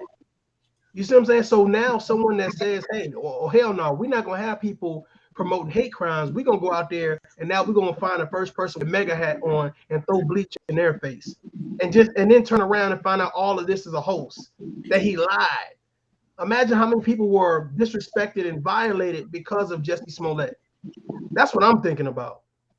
The ripple effect. Well, I don't think no other. I'm sorry. My phone is acting crazy. Excuse me. That organization is going to. What made it worse is that they made a political issue out of it because of when it happened. Because it was all around the time that everybody that supported Trump was a racist or a sellout and all the rest of that. So he made it. He made it that, man. He decided to ride that wave and say that either you believe my lie or you're a Trump supporter, whatever that's supposed to mean. Yeah, good point. Good point. Here go the messed up thing though. Even though them dudes wasn't from here, they tried to make it. To me, they tried to turn it into a black versus a black homosexual thing. Remember they to find out that them boys wasn't even from here. They was from Nigeria. No doubt, no doubt. Hey, listen. We ain't gonna talk about Nigeria badly. Big E, I can hear you. I think the people on the panel can hear you.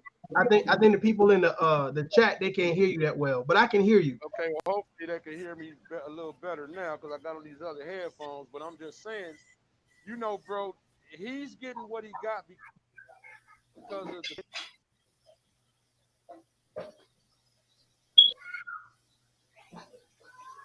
Okay, he dropped off. Yeah, he dropped off. It's cool. Miss Coco BX, what's going on? Hey, how y'all doing? All right, how you doing? My sis, what's going on? What you think about this situation? Baby, let me tell you. First of all, y'all, what we gonna stop doing as black people, we gonna stop trying to bandwagon when people doing wrong. Now, y'all know Jussie sat up there and lied through his little teeth about what happened to him.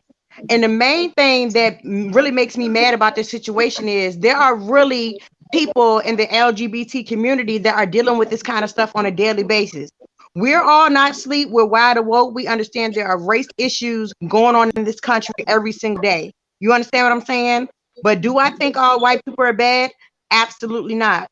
Do I think all black people are criminals? Absolutely not. What Jussie did, the reason it makes it so much more worse is it because of the status of Jussie. He's well known, coming from a big time TV show, and I really honestly think they should have given him more time. If it were me or you, guess what? I doubt seriously that we would have got just a little few months in jail and a fine. Let's keep it real. It's because of his status that he was able to do that. That's the real deal about this. And I think for real, honestly, they gave him a slap on the wrist. And honestly, when he was leaving court, I'm not suicidal. Honestly, I think that he is, because you have to understand where he comes from. I honestly don't think he ever did a day in jail, much less a day off his front porch. So you mean to tell me you think that he's going to do okay going in jail for a few months? I doubt it. I seriously doubt it. And his poor family, I understand wanting to rally behind your family and wanting to support them, but we have to call a spade a spade, okay? Point of the matter is Jussie lied. He wasted manpower. He wasted hours. He played on people's heartstrings. He played on people's sympathy. And it was wrong. It was wrong. He need more time. More time. Refuse to lose. You've been quiet. I know you're over there eating a sandwich. Now, don't eat no sandwich. That's what got Jussie in trouble. Don't eat no sandwich now. Eat you some cereal or something. Right. Don't go to Subway, eat no sandwich. Right. Don't go to Subway, please. Refuse to lose is taking a break, y'all. Let me play a little bit more of this thing, because I don't think a lot of people even watched it. So I'm gonna play a little bit more, and y'all let me know. Yeah, this is the first time I'm even looking at it myself, Tough Love. I've been at work, so I mean. Okay. Yeah. Okay. Okay. So first of all, let me do this real quick. I appreciate everybody taking the time on their Friday. I know they probably getting off work or getting ready to gear up for dinner, or you know what I'm saying, or whatever their weekend festivities are gonna be. So salute to you guys. It's storming here. So hopefully this live don't get interrupted. But I think it's another topic I want to talk about probably after this. So I'm gonna stop this and then start another one. But first of all, everybody that's on the panel, salute to you guys. I'm hoping that you guys are in safe spirits. Ladies and gentlemen, just in case you did not know, Miss Coco VX is actually my biological sister. So if she says anything, I got her. I'm going to ride for her. Y'all, Lord Jesus, now he done told the whole world. Y'all, I'm so embarrassed because this man looked like me. He been trying to look like me all his life. That's all I'm saying. You know what I'm saying? But at least you his real sibling though. Look, let me tell you something. Let me tell you something that happened. He was born like a month and a year before me, right? A year and a month before me, right? It's because he pushed me out the way. He pushed me out the way, y'all. I was supposed to be born first. My parents never. So y'all basically would have been twins. No. Yeah, we would have been, but he cheated. I only talk. He cheated. He cheated, man. He cheated, man. He cheated, man. He pushed me out the way, man. How you cheated? So you gonna take over my show? He pushed me out the way, man. He said he was gonna be number one. He said he was gonna be number one. Do you want to? It ain't fair, dog. It ain't fair, man. He pushed me out the way, dog. He cheated. He said, "Look, you was too slow. You got to be quicker than that." Thank you. Yeah, man. I was just in there chilling, baking. You know what I'm saying? Eating sandwiches and stuff. You know what I'm saying? I'm playing a video. Maybe some trepidation. I don't know for sure how much damage there was. I don't know how this is going to impact other people, if they're going to be hesitant to come forward because they're going to think that they're going to be accused of acting like you and doing a stunt like you pulled here. I don't know if first responders are going to be more doubtful and skeptical of people that come forward, real victims of hate crime, because of what you did here. I'm hoping it's not that way. Now I'll show one of the ironies in this case, and I find this pretty profound. I got letters from people that advocate about victims of hate crime their entire lives. They devote their lives to this. I'm talking in particular Derek Johnson, president of the NAACP, Reverend Jesse Jackson. He's an icon here in Chicago. No introductions necessary. They devote their whole lives to addressing issues about social injustice and hate crimes. And they are here today asking me to show you mercy. And I take that seriously.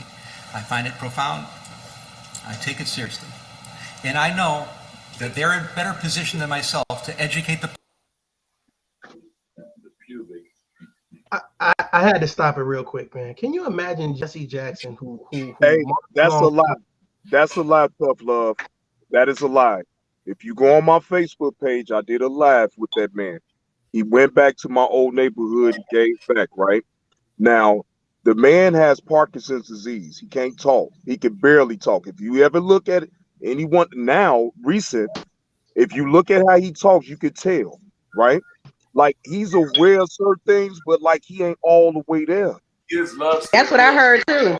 I heard that no, too. that's a fact. But that's a fact. I'm not lying. I'm not gonna never, because I respect Reverend Jesse Jackson. Like I said, if you go on my Facebook page, I did a live and I was showing him conjugating with everybody in the hood. He's sitting on the No wall. lie. It's like, yeah, no, that's a lie. That's a lie as far as now. I could probably had, if he would have probably said Al Sharpton or somebody, maybe Louis Farrakhan. We ain't gonna go there with Louis Farrakhan. Scratch that. But anyway, no, that's a lie. John is gonna get my damn channel banned, y'all. Is drunk or something. I don't know. No, I'm not drunk. I am not drunk. I'm messing with you, John. I'm messing with you. I'm not drunk. And my bad. I don't mean this. I ain't gonna get your page shadow banned and all that. I'm just playing with you, bro. Go ahead. But no, I don't believe that Jesse Jackson had a hand in that. Maybe his representatives, yes, but not him personally. You know what I'm saying? So yeah, that's what I believe. And when did that ever make a judge weigh his decision on how he gonna sentence a person? See, that's what I'm tripping about. It's no bias to him at all. Yeah, I hear you. I like the judges. I like the judge's stance on what he said, because like I said, Jussie has to understand he made a mockery of the system. I believe that he came in there and made a mockery of the court. You know, it just, what he did was just atrocious. And for him to act like he doesn't understand it, for him not to hold himself accountable, that speaks volumes about his character. You understand what I'm saying? To be honest, I agree. after this case, I realized that a lot more people of his community have been coming out, have been telling us what we could say, can't say, have been using different things and tactics as towards, making people agree that some of us are doing things that we're not doing. I believe it got worse because people are seeing him as an example, and people are saying, well, they know it's true because Jussie said it.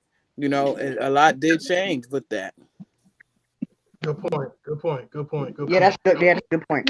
But do you think that if it would have been an average Joe, and I'm asking everybody this, in Chicago that did that same exact thing, you think he would have went through all that? Nope. Now he would have went straight to jail. Mr. Lockett, man, let me hear from you, bro. I'm hearing from everybody else. What you think, man? Well, of course not, man, because the cameras wouldn't have been there, right? Correct. Exactly.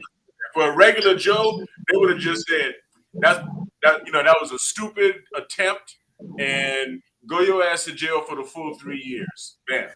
He did ask that no cameras coming here. The judge spoke on it yesterday. He said that Jussie had asked him. He asked Jussie, do you want cameras here? And Jussie said no, but it didn't work out that way. Oh. Now the judge needed to make an example out of him. That's why. Yep. I'm gonna be honest with you guys. Like, you know what's so funny? I'm gonna tell you guys why I really agree with the judge. Okay, what Jussie Smollett did could have really promoted other people getting hurt based on a lie. Absolutely. Other people getting hurt, our children, our spouses, friends, co-workers getting hurt, thinking that they're rallying for something that's a falsehood. That's a false truth, a false narrative. The fact that he used his celebrity status to promote hate, to promote racism, to promote a narrative that there are men and women men out there that are in support of Donald Trump, that are doing these heinous acts and crimes. What that does is incite hatred. It incites people to say, well, we need to fight back. We need to, the whole Black Panther movement, if you think about it, they formed as a retaliation group. You know what I'm saying? How many groups or how many people formed as a retaliation to saying we need to protect ourselves? How many times you seen somebody with a mega hat on in Walmart or at the gas station or at the local daycare or whatever, and you said this person may pull bleach on my black ass? I'm just saying. You definitely don't trust them when you see them with their red hat. When I seen Samuel L. Jackson, I seen people from Black Lives Matter camp, all of these different people rallying, talking about we should have leniency for this man. Bro, you despicable. I see a lot of despicable shit on YouTube, but god damn it, bro, you are despicable. Yeah, that was sad. You know what I mean? And in the end, to stand up and still double down, it was really, really despicable. Oh, they didn't see that. Hold on. Let me help y'all out. Let me show you guys something real quick, and show you guys this man doubling down, right, on his stance of his innocence. This is very comical. Yeah, I want to hear this. Hold on for me. I'm gonna play it again. Don't worry about it. Okay. I'm not suicidal. Okay. I am not suicidal. I am innocent, and I am not suicidal. If I did this, then it means that I stuck my fist in the fears of Black Americans in this country for over 400 years, and the fears of the LGBTQ community. Your Honor, no, I would just like to say to Your Honor that I am not suicidal. That's what I would like to say. Okay. I am not suicidal. Okay. I am not suicidal. I am innocent, and I am not suicidal. What? If I did this, then it means that I stuck my fist in the fears of Black Americans in this country for over 400 years. And no, I would just like to say to Your Honor that I am not suicidal. That's what I would like to say. Okay. I am not suicidal. Okay. I am not suicidal. Oh, he gonna play crazy. He gonna play crazy. Yeah, he is. He gonna play crazy. It means that I stuck my fist in the fears of Black Americans in this country for over 400 years and the fears of the LGBTQ community. Your Honor, I respect you and I respect Well, that sure you. didn't know what I he's did about not to do do. this, and I am not suicidal. And if anything happens to me when I go in there, I did not do it to myself. And you must all know that. Oh yeah, he's scared. Yeah, he gonna go play a I role. respect your decision. Jail time. I am not suicidal. Okay. That's just how scared he is, though. That's just how scared he is. He's terrified. Just He's from him setting the saying narrative that. though. But if y'all could tell, he's setting the narrative up. Yep. Just from him saying that, they have to isolate him. Yup, exactly. He know what he's doing. Yeah, he set them up on that Dulo twist, and they had to fall for it. You're not say Dulo twist over here, motherfucker. Oh, yeah, look, hey, oh my bad. Look, he got put in the jam. Look, hey, Tough Love, he got put in the jam. That's what he got. He put in the jam. You know what he was doing. I'm about to text you. Let me get your number, John, so I can text you some bad emoji. Look, damn, Tough Love, don't get me, man. Don't get me. Don't get me, man. I was about to piss somebody off, but We're at the wrong house, sir. No. Go ahead and piss somebody off. 1,000 years later. My thought process is I'm about to piss somebody off. I'm gonna wait. I'm not gonna say nothing. I'm gonna wait. Y'all make sure y'all subscribe to the channel. A lot getting ready to go on. Make sure you subscribe so you don't miss out. Tough Love, is your chat open? It's open. Yeah. Is it? Okay. Why you say that? Because I was trying to send you my number. I mean, did you or did you not? You asked for it, right? Man, I'm just messing with you, John. Man. Oh, listen, let me tell you something. I'm not gonna say her name, but I have a moderator who's been talking to me on a daily basis, and I really appreciate her. And she's been making sure that I'm grounded and I don't commit suicide. But I also have a Shout out to the moderator. I also have a sister who also keeps me grounded and a lot of other things around me. So, Amen. nothing on this YouTube street, YouTube, whatever, it's not realistic. It's not realistic for me. You know what I'm saying? I live in a real world, in a real life, and I understand that people are going to do anything for whatever they do it for. So it is what it is. But I really like this topic because we get the different points of view from everybody. I'm going to be honest. I think it's time for me to say what I feel like I need to say. Jussie Smollett should get more time. I think that what he did was despicable. I think that when you pull on the heartstrings of people, period, whether they're gay, straight, bi, whatever it is, I just feel like when you do those things, you crush the integrity of whatever status that you have. And so since that's out the way, cool, let's push the narrative of you are now trying to fortify your presence in regards to saying, I am this status and what I say has merit. Cool. So when you say that you've been a victim of hatred, you've been a victim of racism, you've been a victim of slander, you've been people are forced to react. People are forced to rally.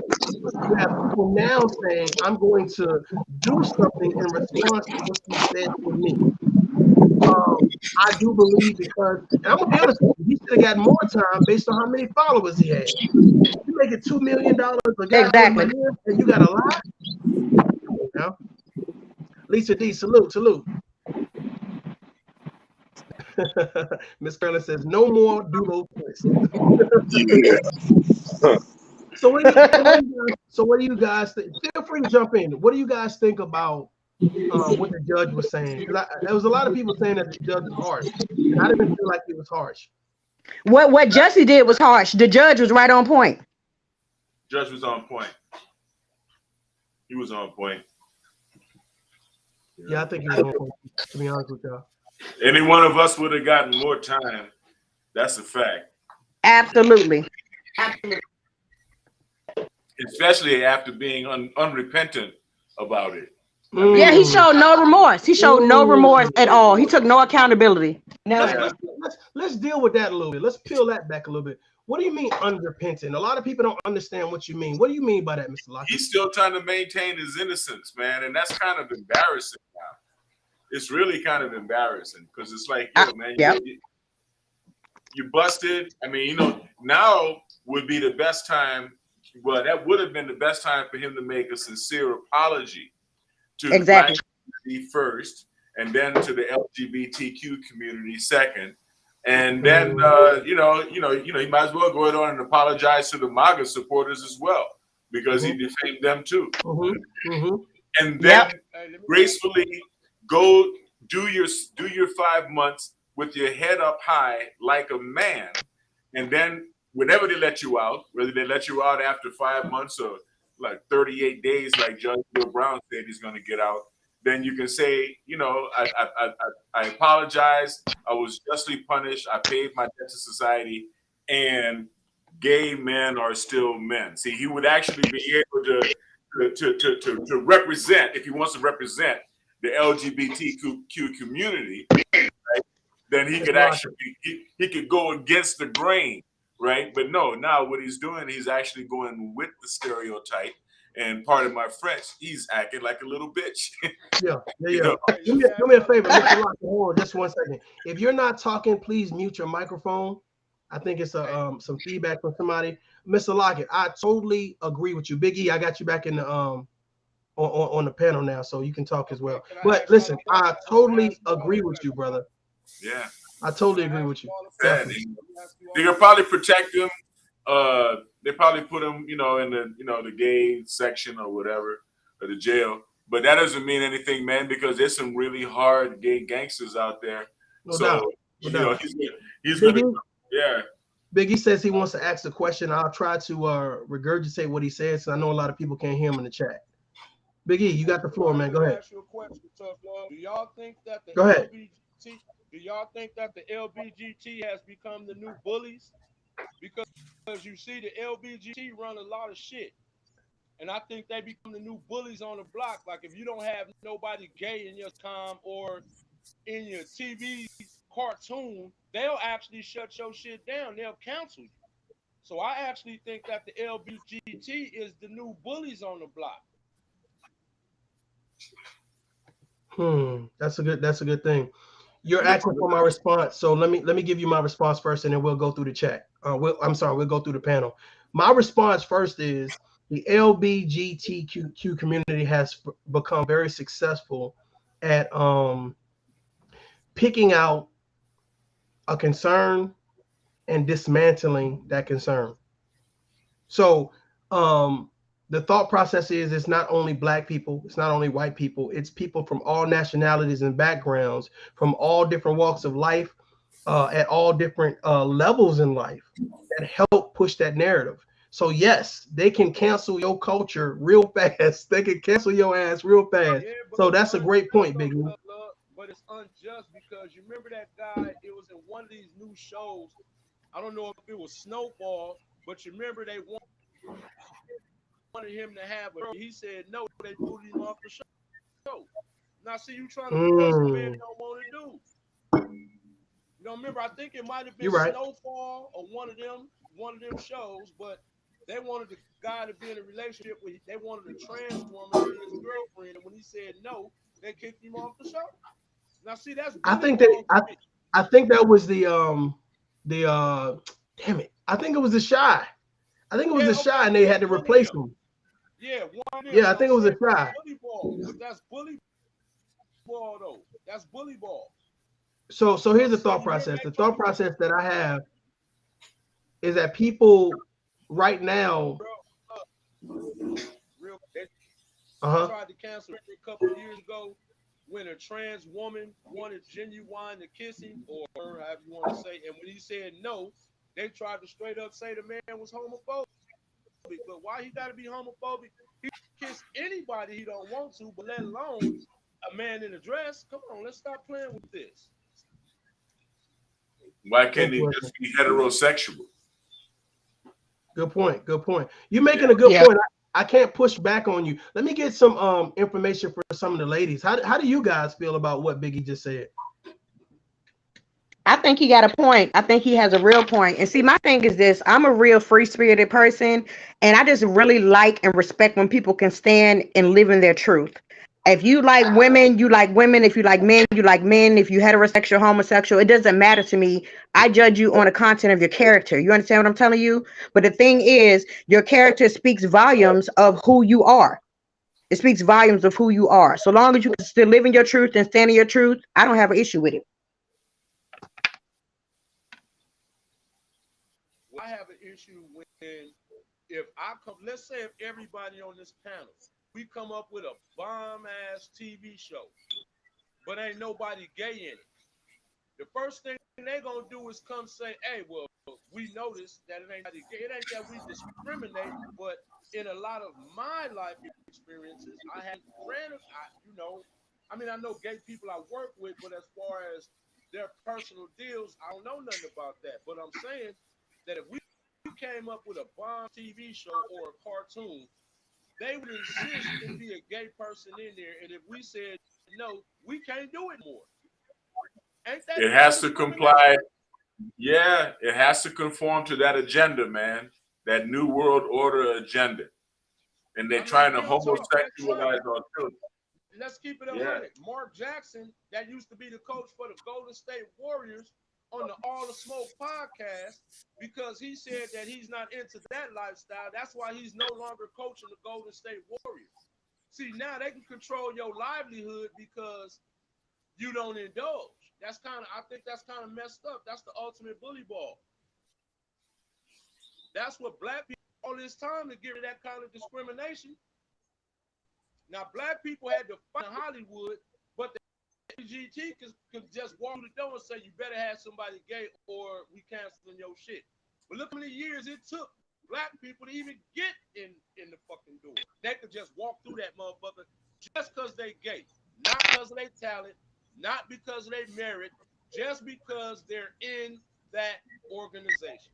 That is it. You make a good point. And I think what's going to happen is this conversation definitely needs to be expanded to talk about, the LGBTQ plus community, and if we feel like they're bullying themselves into certain positions and other people out. But however, I want to keep it about Jussie Smollett and how we feel about it. So I'm gonna play this commentary a little bit more, because to me the vibe that the judge set is a tone that I feel like a lot of Americans, either one, they're scared to say, or two, they can't articulate it well enough to say it. So I'm gonna play this, and we're gonna rock out. I'm gonna drop the link in the chat again, so that way you guys. You're gonna mess around and get disbarred. No introductions necessary. They devote their whole lives to addressing issues about social injustice and hate crimes, and they are here today asking me to show you mercy, and I take that seriously. I find it profound. I take it seriously. And I know that they're in a better position than myself to educate the public about that topic, about the damage you've done to real victims of hate crime. And I am confident that because of all the attention that you've garnered here on this case, that they are going to seize the opportunity and they will educate the public, and they'll be talking about this, and they'll try to mitigate some of the damage that you've caused to real victims of hate crimes, and they're better positioned to do it than I am, and I will defer. But I will acknowledge that you have done some real damage.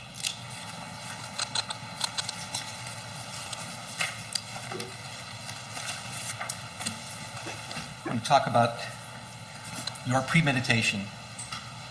Again, I've been a criminal judge for many years, and I know that people end up where you are right now, awaiting sentencing on their criminal trial. And how did they get to court? How did that happen? There's some people that wake up in the morning, they have no intention of doing anything wrong. They're not looking to do anything criminal. That's the last thing on their mind.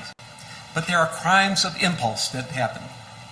Road rage, a barroom fight, bumping into somebody, words are exchanged that somebody finds insulting, and sometimes weapons are available, and the results can be horrific, and they can be permanent. And people are sitting here and they're wondering themselves, how did I get here? I wasn't looking for trouble, but trouble just seemed to find them, and crimes of impulse. And when I'm saying that I have to put the person and the crime together and try to mix them and understand who it is that committed this crime within the sentencing range, and that's part of my job to do, I consider how the person got here. So, but this is not a crime of impulse. There are also crimes of opportunity. Walking down the street and somebody they left the keys in the car with the motor running, and they take the car. Or they're in the department store and they see someone put the credit card on this side and they go to adjust their baggage on the other side and grab the credit card. Those are crimes of opportunity. They didn't wake up thinking they're going to commit a crime, but something just looked too tempting to them. They use very bad judgment, and then they get in trouble, they get caught, and here they are. But then there are crimes of premeditation. Mr. Smollett, that's what you are all about here, crime of premeditation. You did wake up in the morning thinking you were going to do something bad and something wrong. And I know more today about this than I ever did before, that there are some wonderful things about you. And I know how people, they cherish you, and they cherish your relationships, and they cherish the good works that you've done. And they love you sincerely and deeply. And they're not faking, they're not lying when they talk to me about their feelings about you and the good things that you've done. But you had that dark side, and this is what happened here. You premeditated this case to an extreme that's amazing. You wrote a script. The script involved words. You're going to encounter me on the street, yell out empire, N-word, F-word. You're going to hit me. You're going to beat me up. You're going to put bleach on me. You're going to put a noose around my neck. That's a script that you wrote. Now, it's not a good script, especially for Streeterville in Chicago. It's questionable, but it's a script that you wrote. You picked out the actors. You chose the Oceandero brothers. And why did you do that? Because you knew them. You trusted. Do y'all think that he's funding some of these organizations is why so many of them are trying to take his side? Do me a favor, Refusal Lou. Say that one more time. Do y'all think he is or have in the past funded some of these organizations is why they speaking so highly of him? I believe Jussie Smollett definitely has been a part of a lot of different organizations. He's networking. He's in Hollywood. You know, people are attached to other people. So, yeah, you know, hey, Jussie Smollett came to my function. Jussie Smollett supported me in this, et cetera, et cetera. So he has things that he can reference to say, I've been a part of a positive production. I've been a part of a positive network. The issue is that the dark side, the side that you feel like no one else is going to discover. You see what I'm saying? The judges, and like I said, just like John was saying, you know, I really didn't take the time to even listen to the court case or look at the judge. The judge is saying all of these things played into your character, sir. You see what I'm saying? You wrote out a script. I want you to meet me and encounter me on the way to Subway. As you encounter me, I want you then to put a noose around my neck, knock me down, pour bleach, you know, around my clothing. I want you to call me racial slurs. I want you to wear a mega hat. So he set this tone for negativity. Yes. This is So crazy. Shit. If some of that bleach had really got in his eyes, how about if he really would have choked to death? But see, went blind. Yeah, but see, here's the thing, y'all. This is what y'all, we're looking at what happened to Jussie. F Jussie. F Jussie. Let's have a look. I'm about to let F Jussie. God damn it. All right. Think about someone saying, I want to reenact this. I want to reenact this on a Meg supporter. Someone ran a Trump supporter wearing a red hat. Because you did this to Jussie. You did this to somebody I like. Imagine riding for someone blindly, not looking at the details and worrying about the ripple effect of that. Damn, this sounds odd, Jussie Smollett. So but listen, I'm riding for you because I like you because you popular. Because other people said that you the man or the woman. So I'm a fool and I'm a ride for you. Imagine how many people have been discriminated against, disrespected, and violated based on their love or respect or need to have approval for Jussie Smollett. That's just my thought. That's what got me in an uproar. Because imagine if your children were gay. Imagine if your children were Trump supporters. Exactly. So I think he was irresponsible with his platform. I think he's a son of a bitch. Look at it I agree, because somebody could have very well went out and acted out those things. They see it all the time on TikTok with these different challenges, and these kids go out here and try to choke themselves till their eyes pop out and all this stuff. Next thing they gone. So he was irresponsible, and as we all feel, he deserved more, because we have to set an example of you're not just gonna get a smack on the wrist, because this could go on, and the other person may not be as lucky. Absolutely. You're right. You're right. I'm gonna need y'all to weigh in. If y'all on this panel, I need y'all to weigh in and talk. Goddamn it! Don't wait for me to pull you in. Big E. Look at this though. Look at this. Look at the way that the media tried to spin it, and look at the negative consequences that it could have. Now, first of all, when they just told the story, all they said was that these two big black dudes tried to jump on this gay guy. Now, when the details started coming out that they wasn't even from America, now, do you think that, you remember, a whole bunch of Haitian immigrants couldn't come over here, I think, because they was black. Now, you see what I'm saying? Look at it.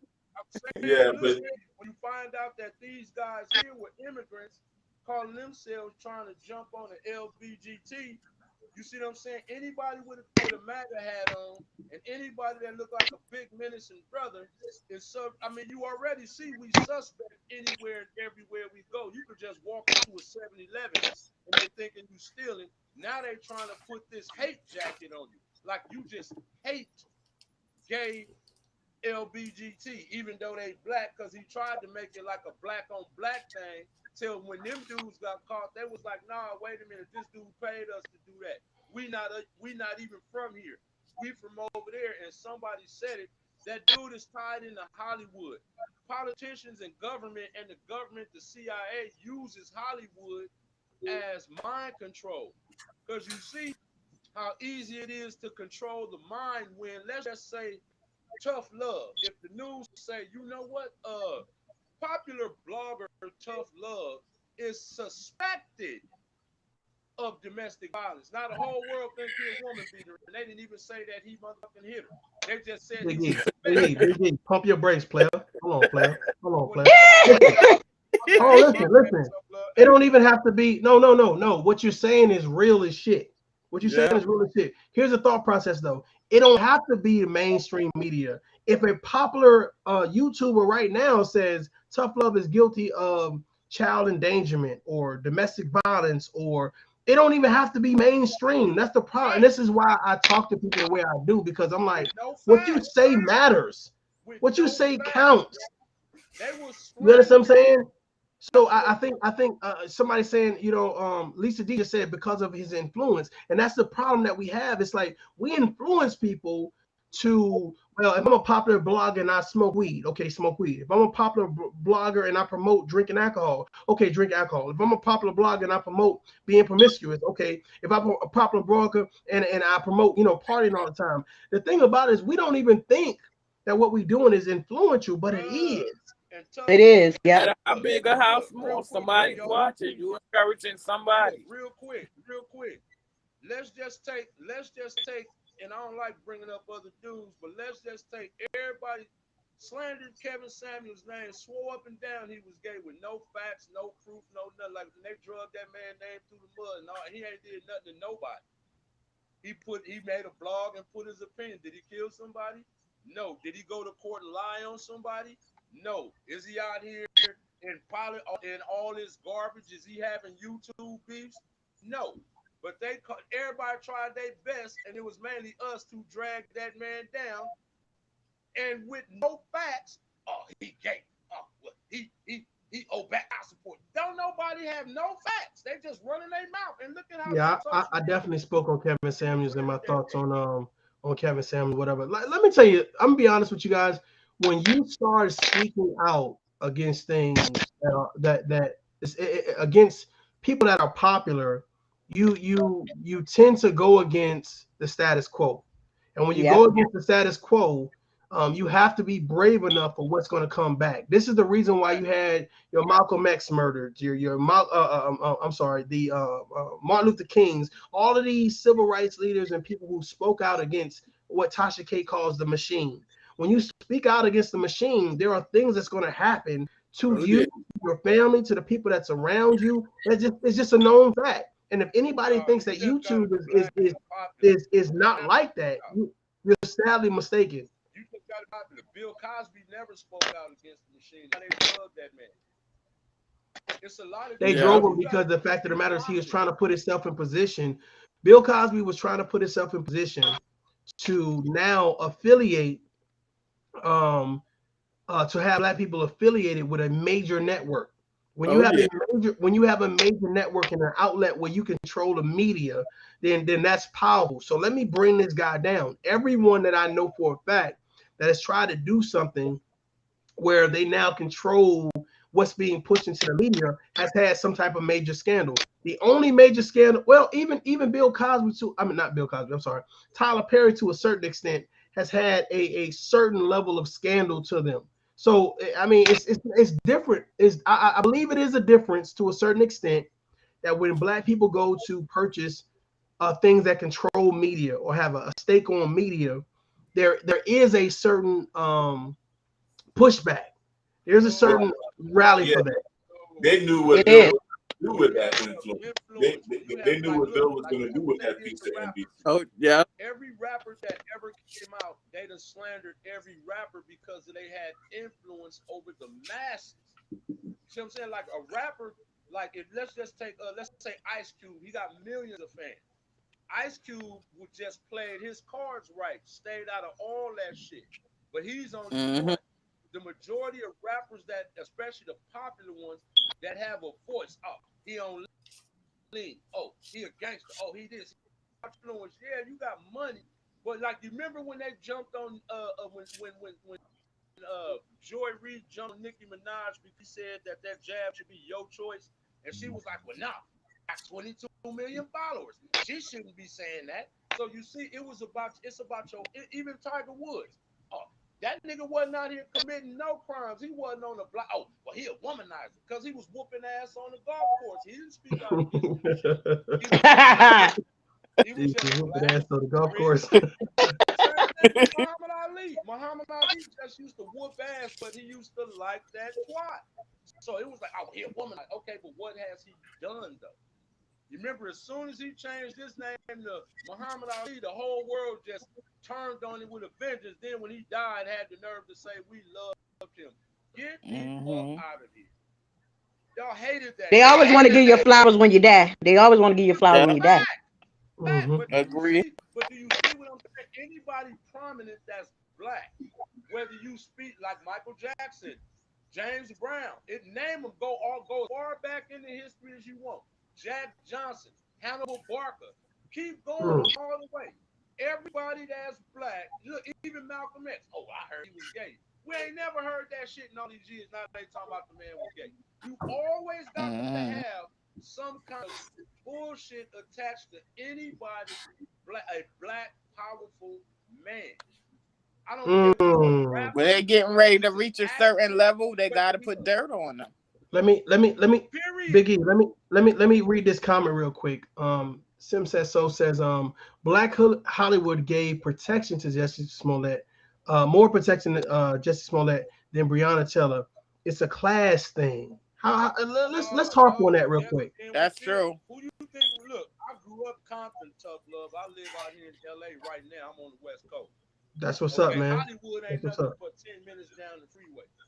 What do you think primarily is in Hollywood? Like, I'm not even trying to be funny, but who do you think primarily resides there? That organization. And Jussie is in that organization. Yes, he's popular, but Breonna Taylor had a boyfriend. She wasn't in that organization, so they're not going to protect her. Black Lives Matter is actually a front, and they use Black Death for that other organization's agenda because everybody. Damn. Hold on, wait a minute, brother. Wait, slow down. Goddammit. Slow down. That's deep. You about to piss somebody off. Yeah. 1,000 years later. My thought process is, I'm about to piss somebody off. You're doing too much, brother. You're doing too much. Hey, I'm about to piss somebody off. Do you see the connection though? Do you see the connection? I hear you. I hear you. Look, Let me let's do take it back to rap music again. let me do this real quick though. Let me do this real quick because I know Refuse and Lose. She's getting ready to go live at 8 o'clock. So this is what I want you guys to do. Everybody that's in here right now, I want Refuse to drop the link to her channel, and that way we can go over there and support her, and we can support her in her conversation. And while she's doing it, I want to hear the closing remarks from you guys. So I'm gonna start at the top and I'm gonna work myself down. And as you guys give your closing remarks, and I'll get you off the screen. Mr. Lockett, I'm gonna start with you, brother. What is your closing remarks about this Jussie Smollett? You agree, you disagree, et cetera, et cetera, et cetera. What's your closing remarks? You got the stage, and you can talk as long as you want, and then I'm gonna go down. I'm gonna be straight. You know, maybe 5 months in Cook County would be worse than 3 years in the federal pen somewhere. You know, when you really think about it. So I guess you could say it was just. You know, it's not my place to say, you know how long or how short a time it should be.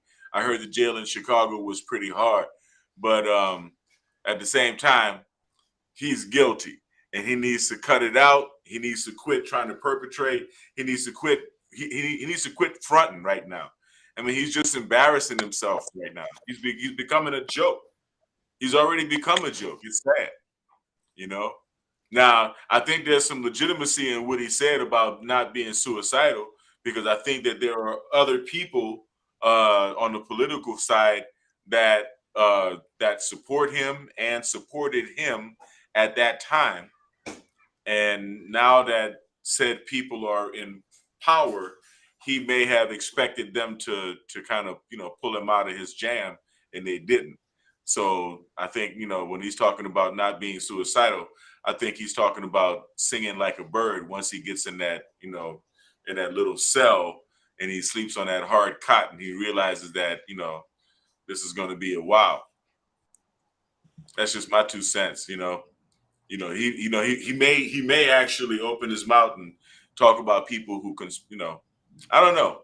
I mean, I'd like to think that he thought of this all on his own, but maybe he had help, maybe he had support, or like the brother was saying, maybe he had a supportive community, But this whole thing was just transparent, man. It was transparent. It was weak.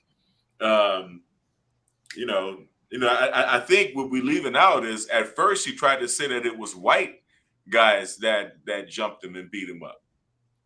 And I think it was video cameras that I think it's the video cameras that came out and showed that it was black guys. And then, we found out that they were Nigerian or Caribbean or something like that. I forgot. Yeah. You're exactly right. First of all, I appreciate, one, that you are you're willing to cam up. Second of all, your perspective. I do believe that this whole situation is unfortunate because you're making $2 million a year. You know what I'm saying? I mean, I'm just gonna be honest with you guys. Like it's people that don't make over 50 grand a year. So you're making $2 million a year, and you felt like this was something that you wanted to put out in regards to you being a victim of a hate crime. My heart goes out to anyone who has been a victim of these hate crimes or a hate crime. But when people pull on your heartstrings, or people have a certain status and they don't hold themselves accountable or responsible, I have an issue with that. I do, and I'm seeing that more and more often. But I'm so glad that the people like I'm gonna be honest with you guys, the people like Natasha Kays and the people like the Jussie Smollett. That means you can't just say anything. You can't just do anything. YouTube justice is not like real justice, American lawful justice. And I think that, this should send a message. But to be honest with you, some people are just goddamn hard-headed. They're hard-headed, and they won't learn until they're the person in the courtroom without their subscribers and the people that's donating, and they're standing there and they have to explain their nonsense. And it just doesn't brief well out loud. It sounds good on YouTube. It sounds good on Instagram and wherever else. But when you get to a courtroom and you have to say, why did you do this? Why did you say this? Why did you support this? They have the blank look. They have the dumb look. So I appreciate you, Mr. Lockett, for giving me your perspective.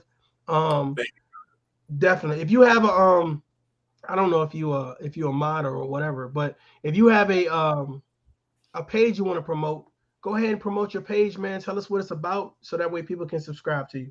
Well, actually, find me, Devin Lockett, right here on YouTube. But I want you to also check me out at the Black American Party.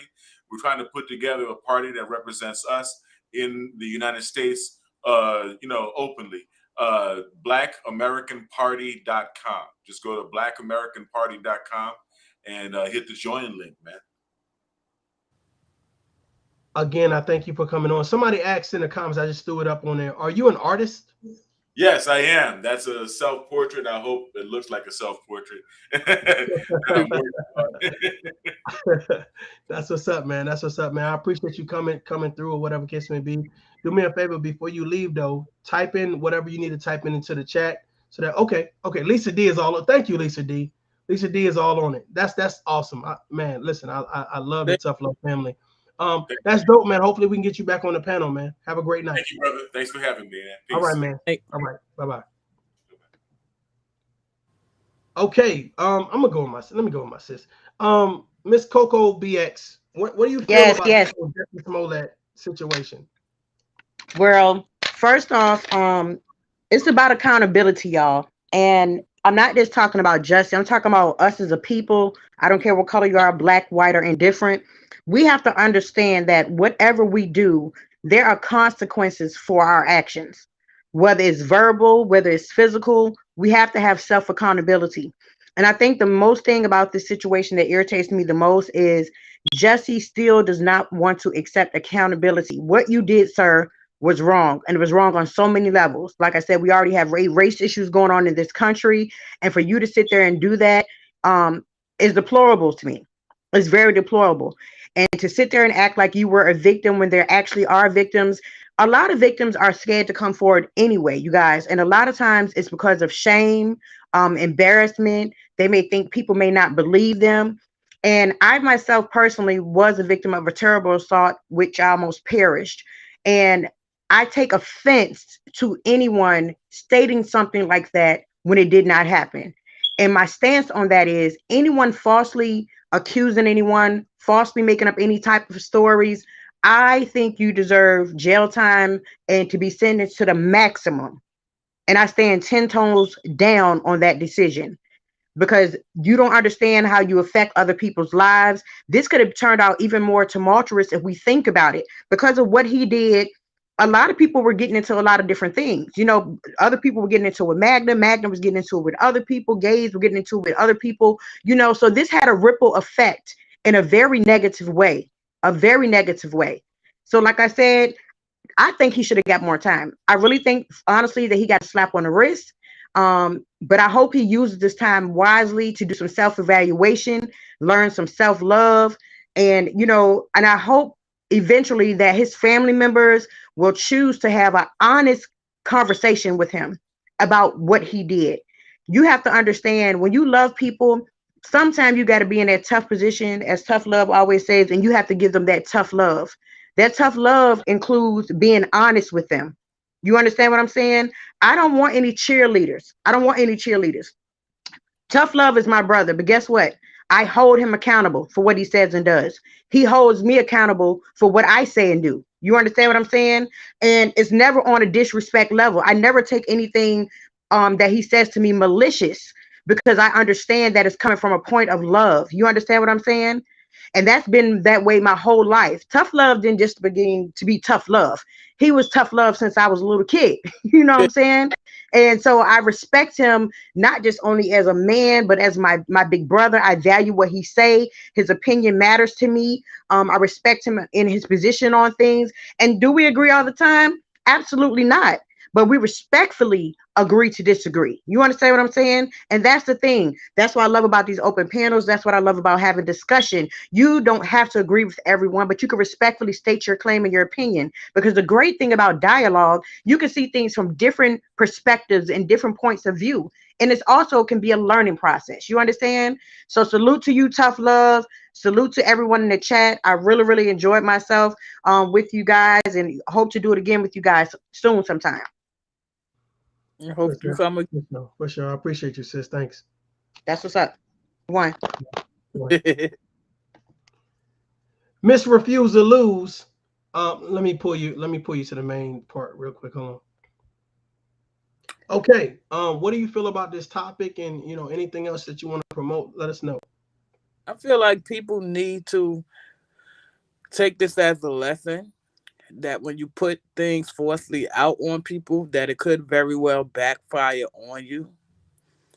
A lot of times people that are standing with you won't end with you. For instance, they were down with this whole situation, and now it's time to pay the piper, and they telling exactly what happened, how it was planned. And so you just got to be careful, as to what you're putting out, how you speaking on people, because things will come back.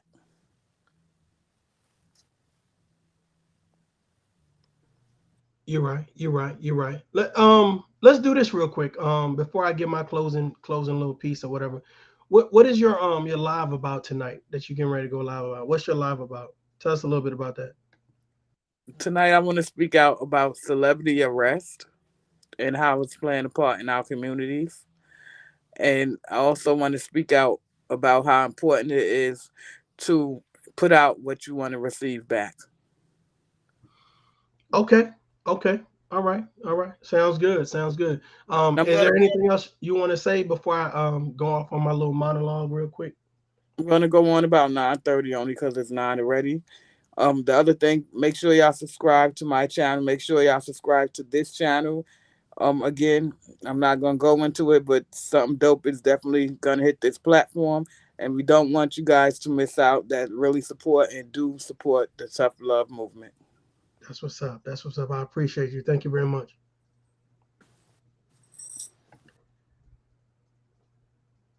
Okay, ladies and gentlemen. Listen, let me tell you something. It's Friday. You guys are getting ready to enjoy your weekend. I'm asking you guys be safe. I'm asking that if you guys are holding on to any grudges, any bad vibes, any nonsense, let it go. Let it go. To be honest with you, let it go. You know what I'm saying? I had someone come in the chat. I only seen one troll. I don't know if my moderators are doing a great job or if the trolls just wanted to sit back and listen. But either way it goes, let it go. It's not worth it. You know what I'm saying? Your character means everything. You understand what I'm saying? Your integrity means everything. And sometimes arguing with people that have no character or have no integrity, and they're willing to say and do anything to bring you down because they see that you have that, it's not worth it. Enjoy your life. Enjoy your family. Enjoy your coworkers. Enjoy your friends. Enjoy your serenity. Ladies and gentlemen, we are in a moment of time where when we take the time to have the conversation, whether you want to ordain it to be a tough conversation, simple conversation, heartfelt conversation, motivated conversation, whatever you want to do, okay? It's the fact that you talk, the fact that you sit down with someone that either you've had a disagreement with or you don't have a disagreement with, but you have the conversation, you listen to comprehend. That's a special thing. That's a special thing. And for anybody to believe that it's not a special thing, I would tell you that you're fooling only yourself. You're fooling only yourself. For those people that support the Tough Love platform, our platform is about having a conversation that a lot of people don't want to have, that we can have without calling each other names, because we realize that we are mothers and fathers, we are entrepreneurs, we are employees, we are people that give a damn about the real topics. It's not about doing anything other than saying, hey, this is the topic that we want to speak about today. If it happens to be the hot topic, then so be it. But the fact of the matter is, whether it's the host, which is myself, or whether it's the supporters, which is yourself, we are willing to sit back and have the conversation, whether it's 1 million or 2 to 3 people. And I think that's important. I think that's important. I think at the end of the day, man, when you listen to a Tough Love broadcast in front of your children, your family, your coworkers, your friends, you say, yeah, it's Tough Love, man. Hey, pull up. Grab your popcorn, grab your wine, and let's listen to this conversation. Let's join in to this conversation. We haven't put down anybody's families to empower ourselves. We haven't cursed anybody out to empower ourselves. We haven't talked about anybody's character to empower ourselves. I think the fact of the matter is that a lot of people can't do what we do because it's about monetary value. It's about making sure that we stay popular. And whereas I would love to stay factual here on the YouTube platform, the Tough Love channel is about us being realistic. And I really, really, really, really appreciate you guys. I'm telling you right now, if the thing never went up to 50 people in the chat and it only went to 2, then it'd be 2 people. It's fine. I'm okay with that because I realize that those 1 or 2 people, right, we're changing their lives, or we're allowing them to have the opportunity to speak. And that's special. That's very special. And I appreciate you guys. You see what I'm saying? Let me talk about the people in the chat. You guys can be an asset to the conversation or a liability to the conversation. It's sad that if you have to listen to a conversation and you add negativity to it and you get blocked. And I really hate to block people because I feel like a lot of times people ride blindly for people and they don't really get a chance to hear the goodness, to get the empowerment, to get the conversation that matters. So when you get blocked, it's like, you know, I love McDonald's fries and they block you. It's like, damn, I can't go to McDonald's no more. You know what I'm saying? I can't go to Wendy's. I can't go to Chick-fil-A no more. I can't go to these places no more. And the crazy thing about it is, it's like what you're willing to circumvent because you can't go to those places no more. Some things ain't worth it. Promoting hatred, it's not worth it.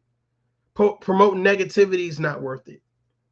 You know, promoting conversations that really don't matter at the end of the day is not worth it. And I can see a lot of people that are moved by the hatred. I can see a lot of people that are affected by people and their comments or whatever. I realize everybody's not gonna like everybody. Come on now. I'm not stupid.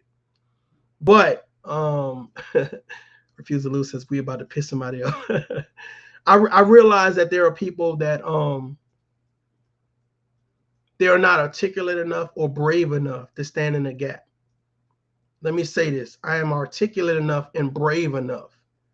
You know what I'm saying? So my thought process is that I feel like we could do better. I feel like this is a moment for us to do better and have a conversation that matter. And I realize that there are a lot of people that come across the Tough Love channel that they're not accustomed to the conversation. And when you're not accustomed to certain things, you shy away from it. You rebel against it. You say anything and everything that you need to say to showcase that you're unapologetically combating the message. And then I get it. But at this point in time, you know what I'm saying, you have to have someone that's brave enough to say, I put myself up for grabs. I put my content up for grabs. That I am an average man doing some phenomenal things. That I have friends, not supporters. I have associates, not supporters. I have people that care about the tough conversation. And I think that's special. And as long as we value those things, then we can look our children, we can look our spouses, we can look our communities in the eyes and say, man, I'm doing something different. I had a conversation that mattered today. I had a conversation that mattered today. It wasn't about doxing people and talking about their families and their parents and disrespecting them and calling them this and calling them that. I had a conversation that mattered. No, we don't agree with Jussie Smollett. We think that shit was dumb. We think it's retarded. We think it's crazy that you as a celebrity would try to stand next to this man and say, we need leniency. No, what we need is justice. We need somebody to stand in the gap and say, what you did was despicable. It was dumb. It was ignorant. And if you had a great support system that wasn't using you, you had people around you that really loved and respect and cherish you, they would have told you it was stupid. But because you don't, you carry on blindly. Because you don't, you carry on, and it is these moments of delusions of grandeur. Like you carry on as if people now should be looking at you as if you are a god. But what happens when realism comes down and the clouds open up, and now you have to face the sunshine, the truth? I've seen people falter when it comes to the truth. Tough love is just a secondary conscience. Tough love is just an opportunity to realize that we could do better. We can love each other. We can respect each other. We don't have to disrespect one another. It's not a black versus white thing. I'm about to piss somebody off. It's not a black versus white thing. For those people that promote this black versus white thing, you full of shit. You full of shit. It's more black people hurting black people than it is white people. Come on now. We promote hatred, but we don't promote love. We promote chaos, but we don't promote conversation. We promote dysfunction, but we don't promote working together. Oh, shit. Here we go. See, I can do this any type of way. We can do this the savage way. We can have a polite conversation, a respectful conversation. We can do this with jokes. I'm either way with this shit. I'm built for this shit. But the issue is that when I respect you as a man, I respect you as a woman, I respect you as a community, I demand that fucking respect back. It's simple. You're pushing buttons that don't need to be pushed. You're taking it to a level that really you're not really about. You don't want to wake up and have someone standing over you.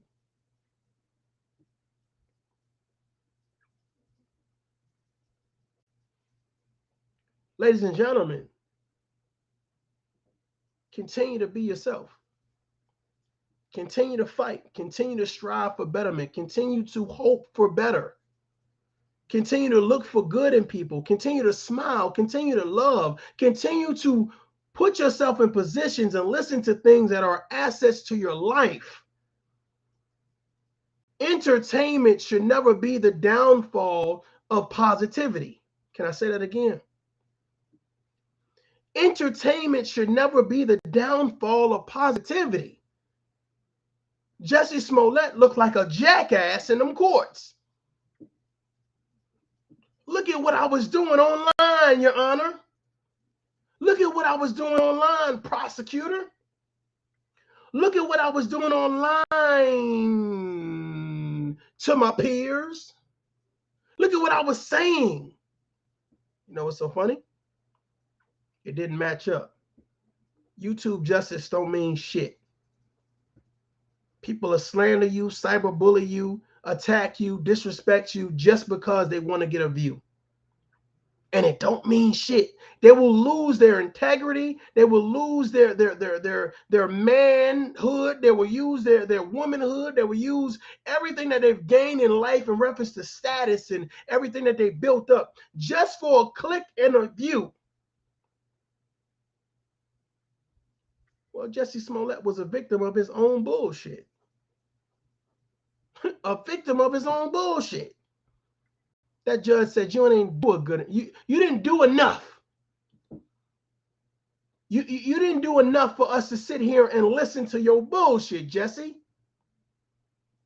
Come on now. You didn't do enough. But I was positive 5% of the time, Your Honor.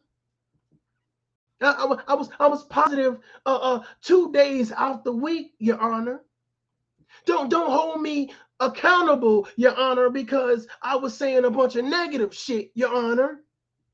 I was promoting drama and gossip, but please don't hold me accountable, Your Honor.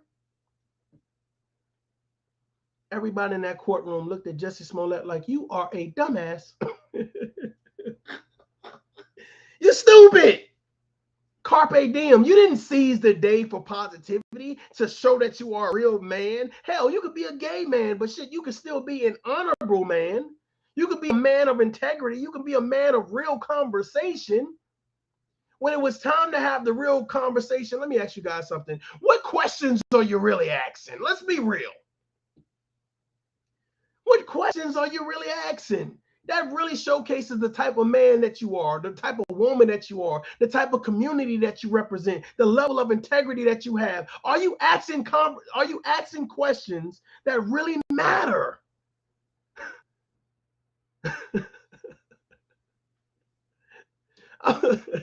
I'm laughing because I'm just like, if you're going to have a conversation, are you having a conversation that really matters? A bullshit ass person is going to ask bullshit ass questions. This is what I want to harp on. Yeah, the bullshit. You don't want to build anything, and it's not about positivity. You have so many people scared to talk about something positive. Let me tell you something, ladies and gentlemen.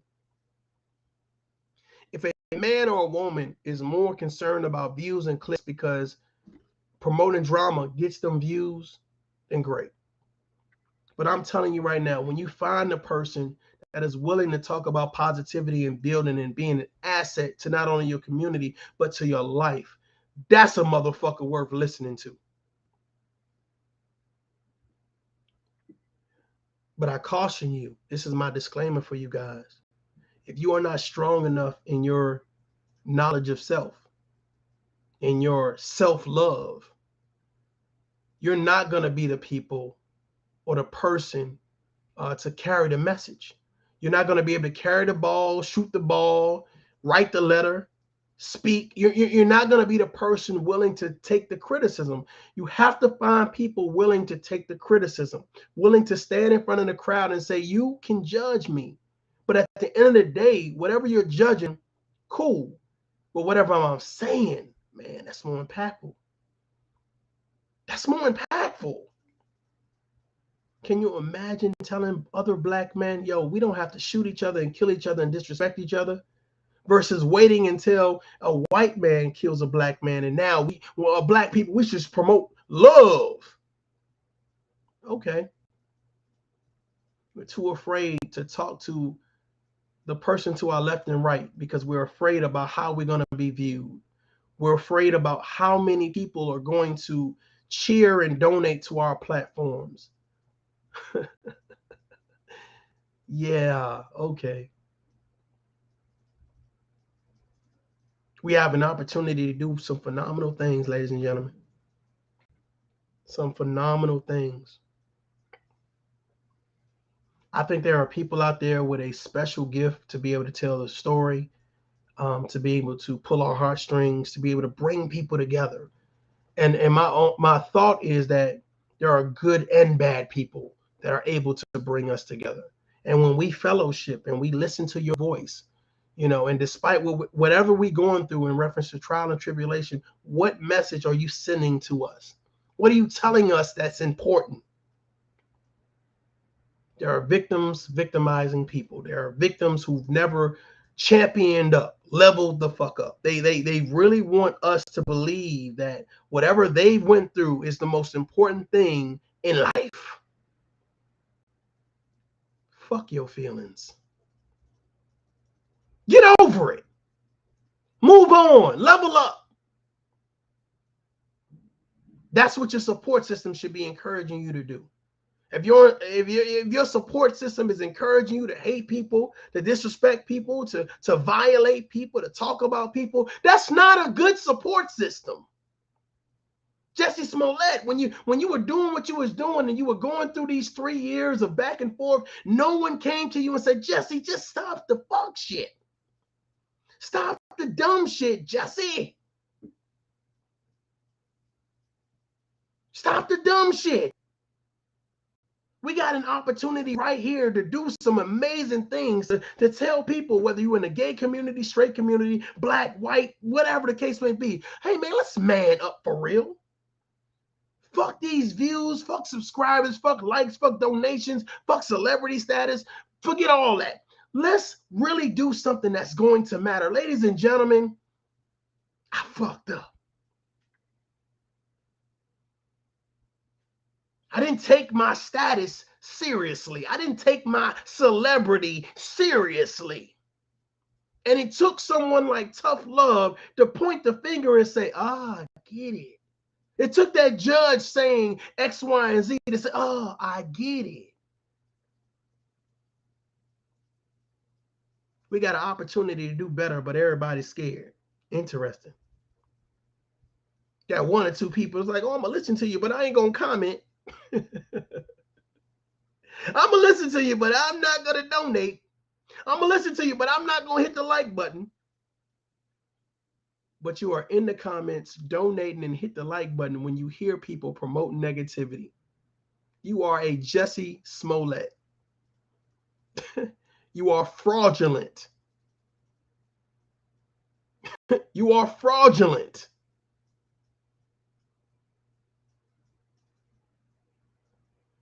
You are being tried by a jury of your peers.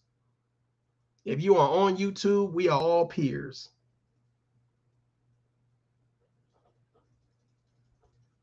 I had a man tell me that he was doing something, it was, kind of fun and games and ha ha he he or whatever case may be, right? And I looked at it and I at first I was like, yeah, okay, it's fun, it's jokes, ha ha, And I looked at it and I looked at the aftermath of it, and that's how I looked at the Jussie Smollett situation. I looked at the aftermath of it, right? And I said, there's one thing to have people laugh with you than versus have people laugh after you, at you, right? And I looked at it and I looked at all of the people that he was tagging in regards to, you're right, you're right, refuse to lose. Let me go ahead and hit this a year later. 1,000 years later. My thought process is, I'm about to piss somebody off. So my thought process is, yeah, I get the jokes and I get all of that stuff or whatever. My thought process, if you're going to do this whole rundown of let me LOL, when it comes to your expense and it comes to your your likeness or whatever, then if you're not doing that across the board evenly, then I gotta look at you a little bit funny. You see what I'm saying? And I'm gonna be honest with you guys. So many people have lost themselves on social media. It is absolutely crazy. It's absolutely crazy. You understand what I'm saying? Like people will set, like, okay, let's just say I got 5,000 subscribers or whatever. People will sell you out for a person with 10,000 subscribers. Let's say I got 10,000 subscribers. They'll sell you out for somebody that has 12,000 subscribers just to get their name out there. And it'd be crazy. It's like, bro, what the fuck? What are you doing? Like, what are you doing? Let your talent speak for itself. Sim says, oh my God, Tough Love has been pissing people off for 2-3 years. And it's not, and I say that in all regard because I believe that I'm so well balanced, to be honest with you guys, that a lot of times it's hard to combat, especially if you're overly emotional, and then you really don't have a strong sense of self. And I really feel like I can really break down a lot of things that I hear and see on social media or whatever. But I really want to, just like my sister said, hey man, bro, just let's get back to the real conversation. A lot of these people haven't even been in positions that you've been in. And they really don't want to have a real tough conversation because they're so used to promoting the narratives that they promote. And I definitely get it or whatever, man. But I'm so optimistic that I can help change the narrative. I don't like giving up on people. I don't like turning the other cheek. I don't like ignoring things. And I see there's a lot of people on social media that like to ignore things, and it's about favoritism. It's about popularity. You know, it's about popularity, and to where I don't mind a person being cheered for popularity, but I feel like when you get to a certain level, a certain status, you definitely have a responsibility. But again, when you've never been challenged to handle that responsibility accordingly, it's easy to misconstrue anybody that tells you to do that. I'm gonna leave you guys with this, and then we're gonna get over there to Refuse to Lose page. Hopefully she's dropped her link a couple times so you can subscribe so you know when she goes live. I appreciate everybody being here, listening to my voice. Again, I kind of do it all: short videos, long videos, edited videos, panels. You know, we do a lot. We do a lot over here, and it's only gonna get better. But I'm gonna leave you guys with this: if you have a message, and your message is not popular, it's okay. That doesn't mean your message is wrong. If you have something that you want to do to bring people together that's on a positive note, and people don't cheer and rally behind it, don't be discouraged. Your blessings are not going to come from getting a standing ovation. Your blessings are going to come from the fact that you were brave enough to stand against the status quo. Sometimes we need to be reminded that we are special and accountable, not only for other people, but for ourselves. Love yourself to the extent that you don't give up on yourself. You don't give up on your gifts to speak to other people. You care, and you should never be violated for caring. You should never feel like, man, yo, hey, I can't, I'm just, the odds are against me. This is David versus Goliath. I'm in the pit of iniquity. Well, think about that person that was struggling to get off drugs, struggling to get off alcohol, the person that lost everything. Think about somebody having the fortitude to say, man, I'm not quitting, that wanted to commit suicide. You have people out there that are listening to messages that are horrendous, that are absolutely horrendous. And you would think that a grown man and a grown woman or a community would say, if you are a positive brother and you are pushing a message, bro, I'm going to promote you. I'm going to make sure people hear you. Even though I'm not the one that's trying to be positive or whatever, I'm going to promote you. I'm not going to hinder you. I'm not going to attack you. I'm not going to make you feel like you're doing something crazy. This is why you need to know. I'm about to piss somebody off. This is why you need to know yourself. This is why you need to know yourself. When you stand in front of your kids, you stand in front of your spouse, you stand in front of your job, you stand in front of people, you can look them in the face and say, I represent something on and off social media. And it ain't a different message. It's the same goddamn message. I'm about something. I don't care what you did in life. The question is, what are you doing in life? I don't care what you've achieved. The question is, what are you constantly moving towards achieving?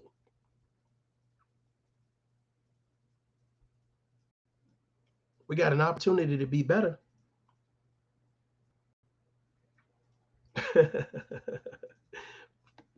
There's no Caesar in my book. We have an opportunity to do some phenomenal things, ladies and gentlemen. And in order to do that, we have to understand that we are phenomenal. We don't need other people to speak for us. We don't need to team up and rally, on top of negativity. The thought process is, when your children look at you, do they see a role model? Do they see somebody that is magnificent in their own right? You ain't got to be rich to be magnificent. You ain't got to have a degree to be magnificent. Your common sense makes you magnificent. What you stand for makes you magnificent. What you tolerate makes you magnificent. What you put your time into, what you say, my money counts.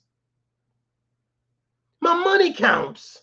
I'm not going to give you money so you can slander someone else, so you can cyberbully someone else, so you can talk about somebody else's kids. I'm not going to donate to that shit because I got character, so because I have integrity. Can you imagine someone doing a live, whether 30 minutes to 15 hours, 15 goddamn 30 minutes, 10, 15 minutes? Can you imagine someone getting donations for slandering someone?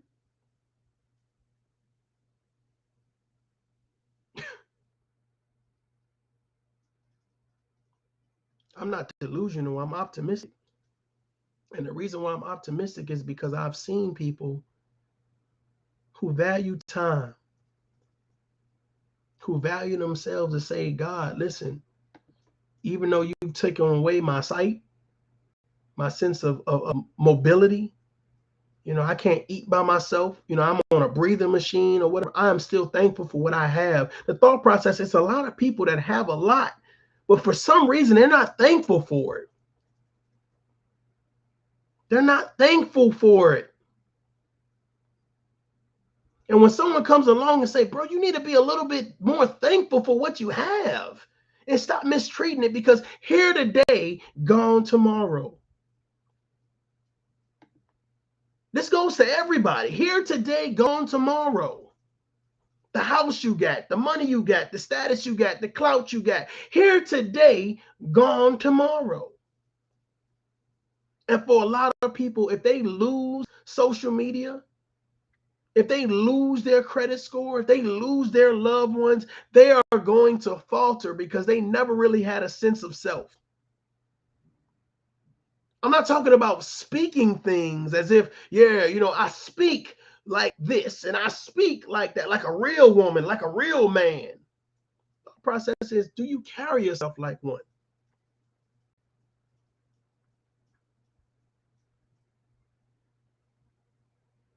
It is time to be inspired by something different.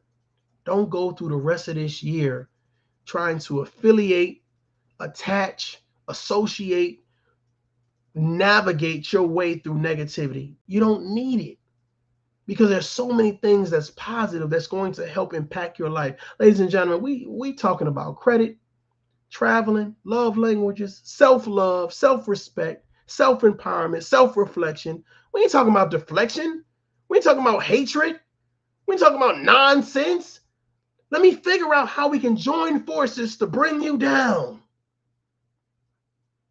Let me edit a bunch of videos to bring you down.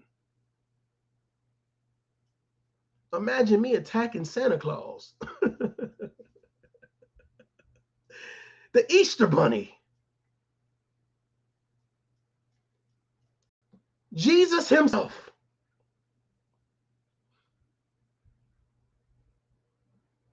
We do more to band against, or more to band with each other, than we do to band to help each other. We band for negativity. We band for disrespect. We band to overthrow. We band to lay out all of the explosion, but we don't band to build.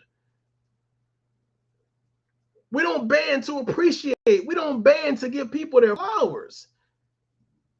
I may not agree with everything you say, but God damn it, brother, I appreciate you saying it. Sis, I appreciate you saying it.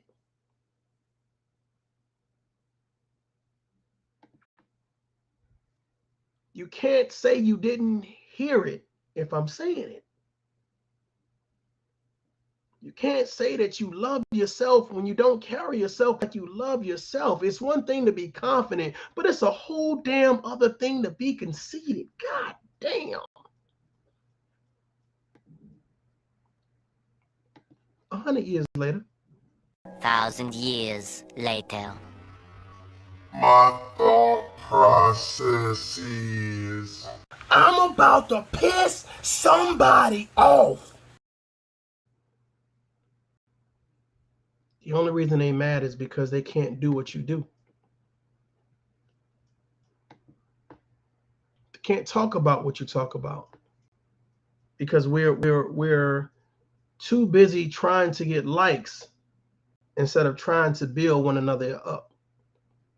We're too busy trying to rally for negativity instead of saying, I would rather rally two people together than say, let's have a tough conversation and listen to comprehend versus disrespect one another. When a conversation doesn't take disrespect, doesn't take degrading, it doesn't take belittling, it doesn't take me violating you, your children, your family. It doesn't take that. Let me dismantle your character versus having the conversation. Ladies and gentlemen, I am Mario J. This is Tough Love. I appreciate you guys for being here. Thank you. Thank you. Thank you. I appreciate everybody that joined the panel tonight. I'm going to be in attendance for Refuse to Lose. Refuse to Lose, feel free to drop your link in the description or in the chat room real quick. I don't believe that Jussie Smollett is innocent. I believe that he got what he deserved, but the time they should have hit him harder. You know, they should have hit him hard. He represented a whole lot, and he helped put that narrative out 3 years ago, where a lot of people could have got hurt, and who knows, people might have got hurt. You know, and Chicago has its level of crime that I'm sure helped, you know, his situation helped pour fuel on a fire. Until next time, you guys, adult up. Like me, I like myself. You ain't gotta love me, I love myself. You ain't gotta fight for me, I'ma fight for myself. Walked 100 miles in these shoes, you should've seen how I felt. Oh, yeah. You ain't gotta like me, I like myself. You ain't gotta love me, I love myself. You ain't gotta fight for me.